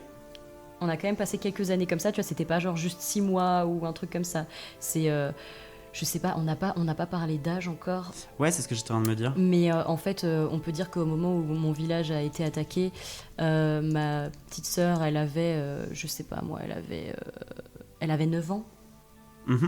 Et que moi, j'avais, je sais pas, j'avais déjà 15 ans. J'ai l'impression d'être psy. Bien sûr, dites-moi en plus. Et ça vous a fait ressentir quoi d'avoir votre village envahi par... Où est-ce que vous sentez l'émotion dans votre corps? Et en fait, ouais, je suis restée quand même 3-4 ans avec cette dame. Très bien. À travailler dans l'auberge. Donc là, t'as à peu près 19 ans. Ouais. Ok. Enfin non, t'as 19 ans au moment où tu rentres dans ta guilde de mercenaires. Ouais. Donc ça, c'est quand l'état de ta sœur se dégrade et en gros, les soins que vous prodigue la vieille est plus suffisant. Ne sont plus suffisants. Ouais, c'est ça. Elle commence à être assez souvent alitée. Ouais. Et ouais, disons qu'elle avait toujours besoin de soins, mais là, elle a besoin de soins un peu plus conséquents. Ok. Tu vois, il faut des herbes spéciales, des trucs, tu vois, des remèdes comme ça un peu. Est-ce que tu crois qu'une partie de ta quête serait de soigner ta sœur, justement ? De comprendre, peut-être déjà de comprendre le mal qui l'habite, parce que on sait pas exactement, c'est pour ça qu'on n'arrive pas totalement à la soigner en fait. Ouais. On sait pas encore exactement ce qu'elle a, on arrive à soulager ses symptômes de temps en temps, mais pas à la soigner durablement, quoi. Ok, alors, donc... autour de ses 19 ans, l'état de sa sœur se dégrade et nécessite de plus amples soins. Donc, tu fais quoi ? Tu te mets à la recherche d'un travail ? Ou est-ce qu'on considère que, par exemple, la guilde de mercenaires squattait souvent à l'auberge et ça faisait longtemps qu'ils voulaient te recruter et t'avais toujours dit non parce que tu savais qu'ils faisaient quelques magouilles ? En fait, je suis vraiment passée devant une affiche de la guilde qui cherchait des personnes, mais c'était pas la première fois que je voyais une affiche comme ça, et jusqu'à présent, je m'étais pas dit que j'allais pouvoir me diriger vers ce destin, tu vois. Mais là, avec l'état de ma sœur qui se dégrade, etc., je me suis dit que ça serait un bon moyen de gagner plus d'argent parce qu'au bout d'un moment, en travaillant à l'auberge, les moyens sont un peu limités. Ouais, bien sûr. La dame qui nous a recueillis ne peut pas nous aider. Là, tu fais des missions d'intérim, quoi. Plus que ça, c'est ça. Et en fait, moi, je suis... Attention. Oui, c'est le risque du chat. Gara, pousse-toi, s'il te plaît. Donc un chat vient de se frotter contre les micros. Voilà. Pour ceux qui ne voient pas. Et de tout bouger. Et en fait, c'est moi qui suis allée me présenter à la guilde directement à un moment où je les voyais en train de boire un verre attablé à l'auberge. Ah, donc je suis allée les voir avec l'affiche et j'ai dit c'est vous qui cherchez quelqu'un. Ok. Gara, s'il te plaît. Donc t'as postulé, très bien. Et après, il s'en est suivi. Il faisait quoi comme genre de mission d'après toi, cette guilde de mercenaires? Bonne question. Il faisait quoi comme genre de mission? Alors, pour te donner un peu une idée, soit ça va être une guilde de mercenaires plutôt positive, où ils vont être embauchés pour aller chasser des loups qui mangent les récoltes, qui mangent les animaux dans les fermes avoisinantes, qui vont aller régler ce genre de problème-là, tu vois. Tu vas voir, dans 2 secondes, on va entendre des ronronnements dans les micros. Je pense que c'était le cas avant, en fait. Ouais, c'est possible. Sinon, ça peut être une guilde de mercenaires qui est plus au service peut-être de la protection d'une ville, et du coup, ils sont appelés de temps en temps pour gérer des problèmes à l'intérieur d'une ville.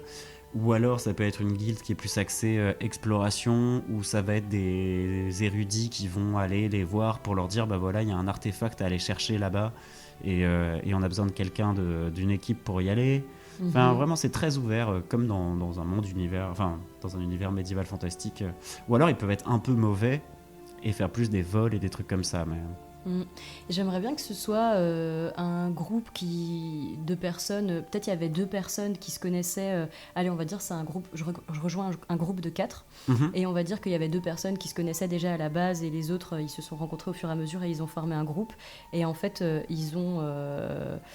eux aussi, ils font comme de l'intérim, ils répondent à des missions en fait qui sont proposées peut-être par des espèces de seigneurs ou des rois ou des trucs comme ça. C'est même pas vraiment une guilde, c'est plus un petit groupe d'aventuriers qui cherchaient quelqu'un en plus pour aller faire des missions, etc. Ou est-ce qu'ils appartenaient à une plus grande entité qui a peut-être des ramifications un peu plus dans l'univers, quoi. Ok, parce que en fait une guilde implique forcément une organisation plus grande. Assez, ouais. Ok. Sinon c'est une petite troupe d'aventuriers, quoi. Mais si c'est une troupe d'aventuriers, c'est pas sûr qu'ils auraient mis une affiche comme ça, tu vois. Si, ils peuvent. Bien sûr, on est missionné pour aller faire une mission, je sais pas où, et on aimerait un membre supplémentaire parce que la mission a l'air pas évidente.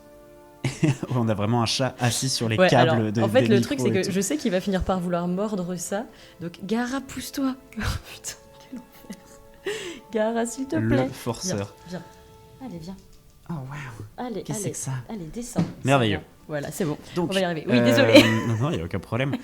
Oui, donc il y a plutôt une organisation hiérarchique dans les guildes globalement, et après il n'y a pas de problème à avoir une troupe d'aventuriers qui mettent une petite annonce pour renforcer leur effectif avant de se lancer dans une quête particulière. Écoute, non, je préfère quand même le truc de la guilde, ça m'inspire plus. Ouais. Je préfère le truc de la guilde, mais ok, oui, donc on enlève le côté où en fait c'est 2 personnes qui se connaissaient, ils ont rencontré 2 personnes. Ça peut quand même, hein. Ça peut quand même, mais juste eux appartiennent à une équipe d'une guilde, et ils sont en recrutement d'une équipe un peu plus conséquente pour une mission particulière. En fait, c'est un peu un mix des 2 histoires, et donc ils ont effectivement un chef qui leur a donné cette mission, et il leur a donné un peu carte blanche pour venir à bout de cette mission, et eux ont décidé de s'asseoir sur une partie de la récompense pour recruter quelqu'un en plus, donc diviser la part en un peu plus, pour faire cette mission, quoi. Ou alors est-ce que ça pourrait être que à la base ils étaient 5 et qu'en fait ils ont perdu une personne dans une mission, et que du coup les équipes doivent être de 5, et donc ils cherchent une 5e personne désormais pour les accompagner régulièrement dans des missions. Absolument. Donc une troupe d'aventuriers appartenant à une guilde te recrute pour remplacer un membre disparu ou mort. Mort. Il est la mort. mort. Il est mort. Ok, parfait. Et donc tu vas faire cette première mission. Est-ce qu'on dit que c'est là que tu as ta révélation ou est-ce que tu baroudes un petit peu avec cette équipe pendant quelques temps avant d'avoir ta révélation? Est-ce que tu vas t'attacher à cette équipe? Est-ce que tu vas créer un peu une histoire avec eux? Ou est-ce que dès cette première mission, tu vas avoir ta révélation et ensuite, on va finir la création de perso et c'est là que tu partiras à l'aventure?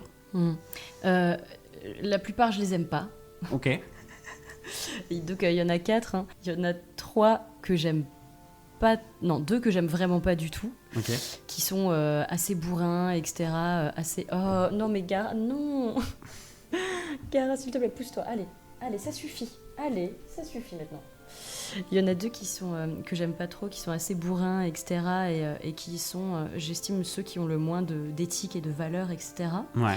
Et il y en a un où, franchement, c'est un mec qui parle quasiment jamais. Il est efficace en mission, mais vraiment, il parle quasiment jamais. Il est assez neutre, etc. Et du coup, c'est très difficile de savoir si je l'aime bien ou si je l'aime pas. Mais je le trouve pas très sociable, globalement. Et il y a sinon une femme que j'aime bien, qui est quand même assez sympa, mais c'est pas pour autant qu'on est devenus de grandes amies, quoi. Okay. Juste, en fait, on s'entend bien. Ok.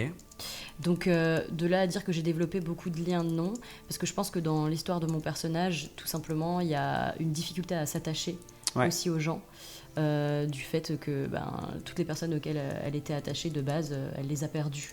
Donc, petite peur de l'attachement, quoi. Ouais, ouais. Très bien. Elle a un attachement évitant, voilà. Elle a assez trauma, ok. J'adore. Et d'ailleurs, elle voit quelqu'un pour ça. Hein. Elle est suivie. Elle voit quelqu'un, tu crois? Je sais pas s'il y avait beaucoup de psy dans l'univers médiéval fantastique. Moi, il y a peut-être des sages, des guérisseurs. Moi, je pense que la vieille de l'auberge, elle a quand même une certaine sagesse, tu vois, et elle parle beaucoup avec elle. Ouais, elle parle beaucoup avec elle, quand même. Très bien. Donc voilà, non, elle s'est pas beaucoup attachée, et en fait, je pense que elle fait quand même quelques missions avant de crapahuter près du temple, et donc de se rendre dedans et d'avoir cette espèce de révélation. Ok, donc tu fais des missions avec eux pendant un certain temps. Tu fais quoi, 4-5 missions avec eux, ça dure 5-6 mois, quelque chose dans le genre, vu que vous n'êtes pas constamment en mission non plus. Ouais. Et un jour, vous êtes appelé pour une autre mission qui est dans une ville un peu plus importante à côté de la vôtre. Et c'est là que tu passes à côté d'un temple d'un dieu de la lumière. Donc ça, pareil, il faudra qu'on en invente un ou qu'on en choisisse un. Okay. Et t'entends cet appel, approche-toi, ou quelque chose comme ça, ou ton nom, tout simplement, et t'es là, oh, waouh, que se passe-t-il? Et tu rentres dans ce temple. Et j'entends, là, Neteyra, comme ça, tu vois. Ouais, exactement. Ok, ouais. Ouais, je suis un peu surprise, surtout que je me lie pas avec beaucoup de gens, donc je me dis qui c'est qui pourrait m'appeler comme ça tout d'un coup, pourquoi j'entends mon prénom. Mais en fait, c'est bizarre parce que je l'entends, mais je l'entends pas vraiment avec mes oreilles, je l'entends comme dans ma tête, et donc ça me perturbe d'autant plus. Tout à fait. Et en plus, j'ai une sensation c'est quelque chose que je connais déjà, tu vois. J'allais y venir. Ouais. Parce que justement, c'est une divinité qui est issue du plan élémentaire de feu, donc une divinité du feu, et en fait elle t'a reconnu au travers de ton origine, et elle a peut-être une mission pour toi, ou du moins elle sent que tu as besoin d'aide ou d'une direction ou d'un truc comme ça.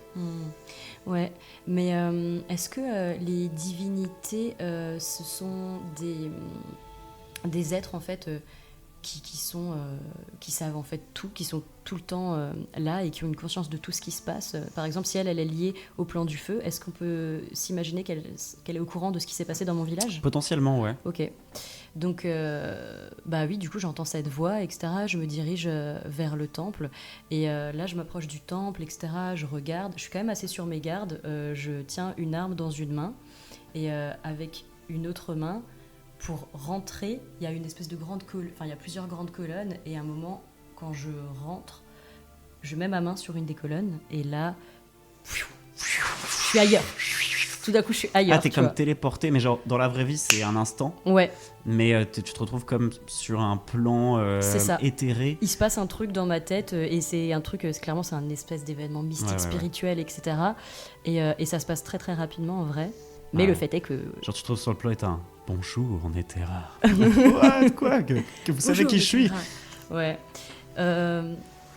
Faut continuer à imaginer. Non, mais on est presque bon en vrai.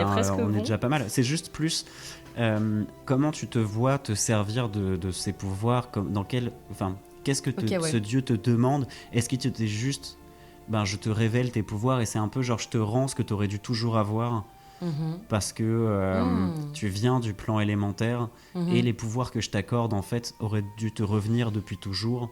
Mhm. Et si En fait, t'as même pas vraiment besoin de me vénérer, Ouais. mais juste tu Alors, tires tes pouvoirs de moi. ouais. Ou alors est-ce qu'elle a un peu une mission à te donner, un truc de... Alors, il y a les deux. En fait, Ok. on va partir là-dessus, c'est-à-dire que Va elle tenir. me fait prendre conscience de mes pouvoirs, de mes capacités, de mon potentiel, etc. Et du coup, en fait, de cette manière, elle me reconnecte aussi à mon passé, parce que finalement, ce sont des choses que je pouvais peut-être explorer avant, mais que j'ai mises de côté à cause du déracinement, du trauma et tout. Et Et en fait, cette divinité était quand même, c'est une divinité qui est quand même vachement bienveillante et qui est attachée à tous ses enfants. Ouais, bien tous ses sûr, du disciples. plan en matériel, C'est du plan du feu, plan quoi. du feu, c'est élémentaire, ça. ouais, pardon. Et donc, elle a été très très peinée par ce qui est arrivé. Ouais. Et donc, c'est là où il y a le côté un peu Ok. champion. Où, en Oui, fait, oui, je vois je ce que pense tu veux qu'elle dire. va vouloir que je rétablisse la justice. Ah, intéressant. Donc dès le début, là, elle va commencer à te donner des petites pistes d'infos sur comment retrouver. Mais en gros, ce qu'elle va te dire, c'est faut d'abord que tu deviennes plus forte. Ouais. Et donc, continue un peu à faire tes missions de mercenaire tout en respectant nos valeurs, etc. Ouais. Elle va peut-être te refaire un petit point là-dessus. Ouais. De toute façon, c'est une divinité qui va avoir du coup un petit peu un rôle de mentor. Hein. Donc en fait, elle va me donner Ouais. les informations au compte-gouttes au fur et à mesure. Ah, ok, t'as où vraiment je un suis prête. lien fort avec ta divinité. En fait, moi non, parce que moi je la connais pas. Donc moi, tout ça c'est Ouais. tout d'un coup nouveau pour moi. Mais je sens que c'est une présence très très bienveillante. Et Ok. elle, en fait, elle a déjà beaucoup d'amour pour moi. Tu vois. Et en fait, elle va me donner du coup au fur et à mesure. Mais ça sera plus loin dans l'histoire. Hein. Tout à Elle fait. donne des informations au compte-gouttes en fait sur. Du moins, c'est ce que t'espères pour c'est les ce que j'espère, futures aventures de ton exactement, c'est ce que personnage. j'espère, voilà, c'est Trop ce que bien. j'espère pour ces aventures. Voilà.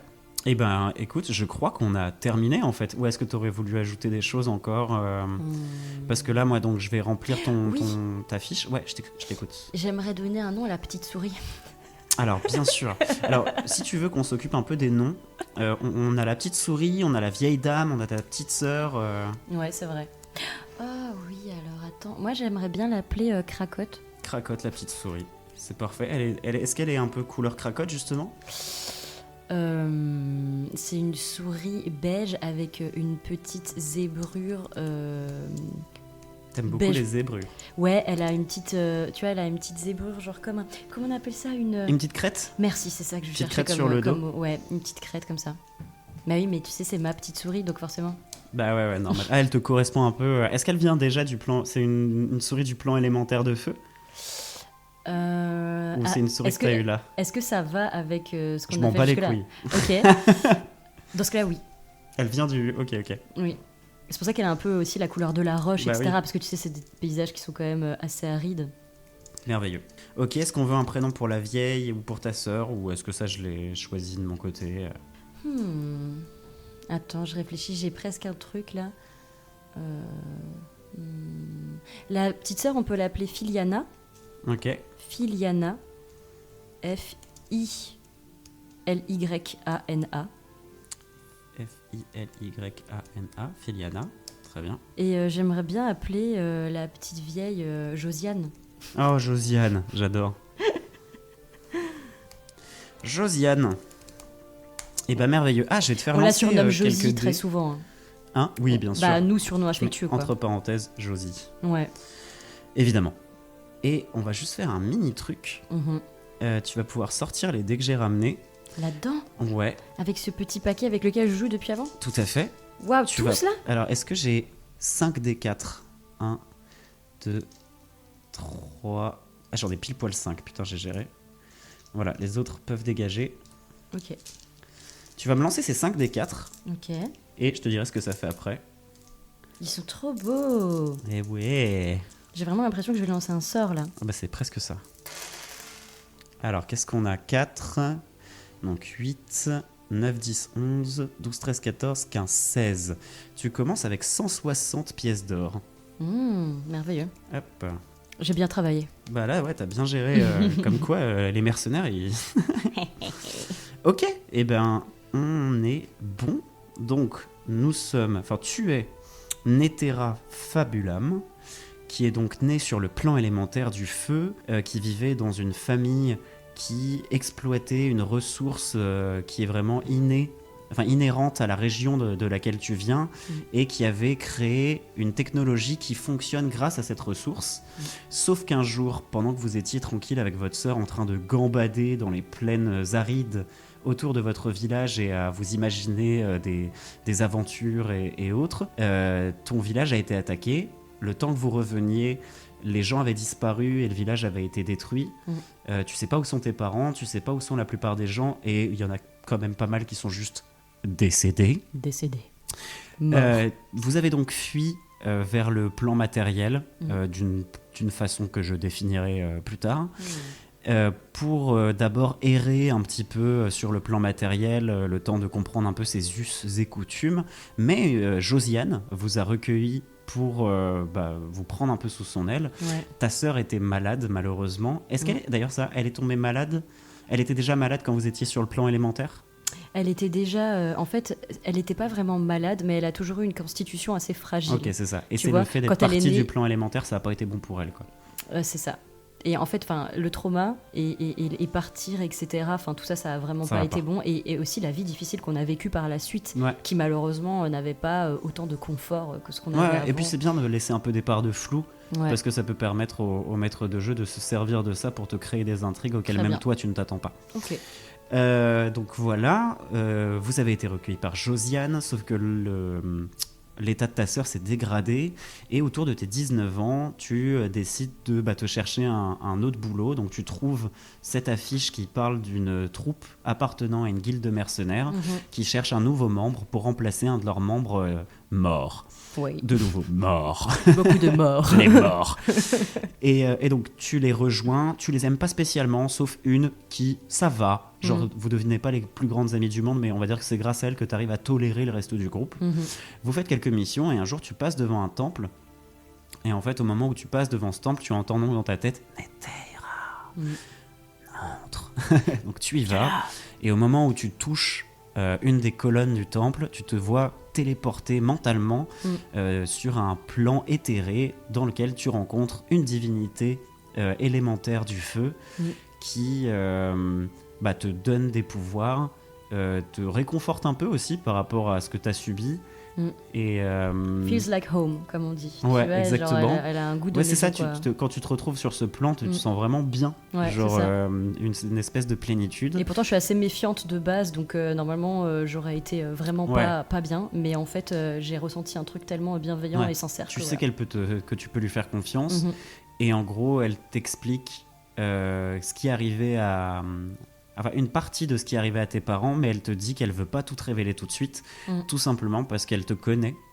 En 2 secondes, tu sais, elle a compris comment tu fonctionnais, et même c'est comme si vous faisiez qu'un quand vous êtes sur ce plan éthéré, et elle sait que si elle te donne les infos tout de suite, tu vas juste foncer dans le tas et mourir. Donc elle décide de déjà te donner ce bâton qui te servira, qui est un bâton enchété qu'elle t'a offert, et elle commence à te donner des pistes pour que tu puisses devenir plus forte, et elle te guide sur le chemin pas vraiment de la vengeance, mais plus... ton objectif, je sais pas si c'est vraiment... Non, pas de la rédemption, parce qu'en soi, t'as pas fait grand-chose de mal, toi. Non, j'ai dit évolution. Ah, évolution, pardon, j'ai compris rédemption. Oui, sur le chemin de l'évolution pour devenir un Pokémon forte, de niveau 32. Voilà, c'est ça. Ouais, pour devenir plus forte. Pour me digivolver. et en fait, personne d'autre que toi n'est capable d'aller sauver ton peuple, ou au moins découvrir ce qui leur est arrivé. Mais elle a l'air de plutôt te dire que ils sont sûrement retenus quelque part, quoi. Ouais. Voilà. Et exploiter. Et que potentiellement mes parents donc sont encore en vie, en fait. Potentiellement, ouais. Voilà. Et c'est dans ce contexte que ton personnage commencera à partir à l'aventure. Trop bien. Avec une autre équipe un jour. Voilà. Ouais. Maintenant, j'ai plus envie de vivre ma vie de Horan. Ouais, mais c'est souvent le problème avec, je reste, avec les jeux de rôle. Donc là, on va continuer. Donc, mais tu me fais mon aventure maintenant. Qu'est-ce qui se passe ? On commence. Voilà. Est-ce que ça t'a plu ? Ouais, c'était trop bien. Est-ce que tu as envie de... Ouais, j'ai cru comprendre que tu avais envie de jouer un jour ce personnage. Bah oui, grave, maintenant. Je vais être frustrée, en fait, si je le fais pas. Je comprends. Je suis déjà attachée à elle, en fait, tu vois. Mais c'est ça, en fait, c'est ça qui est génial, et ce qui est la preuve qu'on a bien bossé.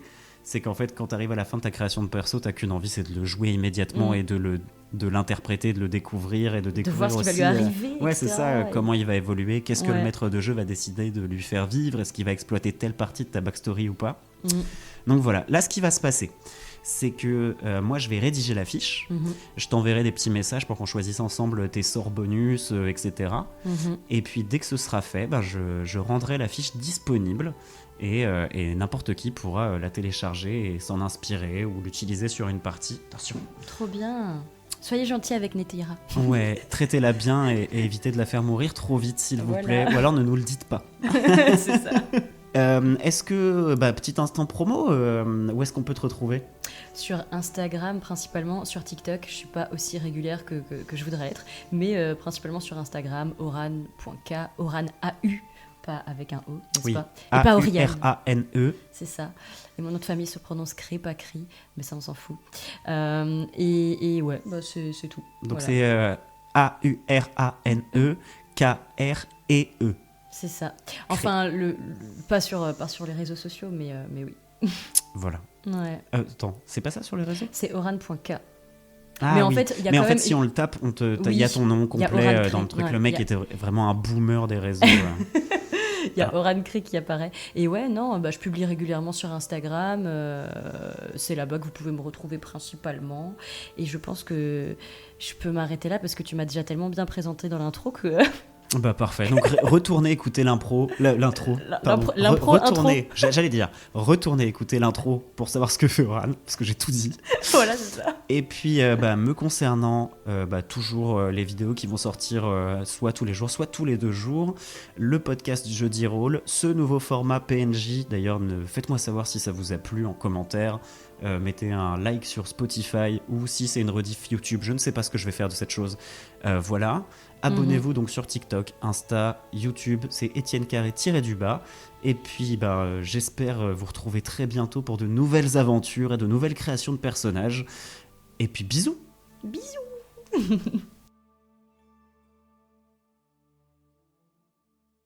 Je vais faire le clap. Voilà, on a clapé. Clapé comme les téléphones, tu sais, les vieux téléphones à Les téléphones à clap. clapper. Mais c'est pas que les vieux En fait- téléphones, parce que maintenant j'ai des potes qui ont ça. Les Avec téléphones le à... flip. Ah oui, mais maintenant ils font des téléphones qui se plient. Oui, c'est exactement ça. C'est Et ça. oui. Je vais mettre ça en intro pour de vrai. Grosse conversation. De gens qui découvrent la technologie.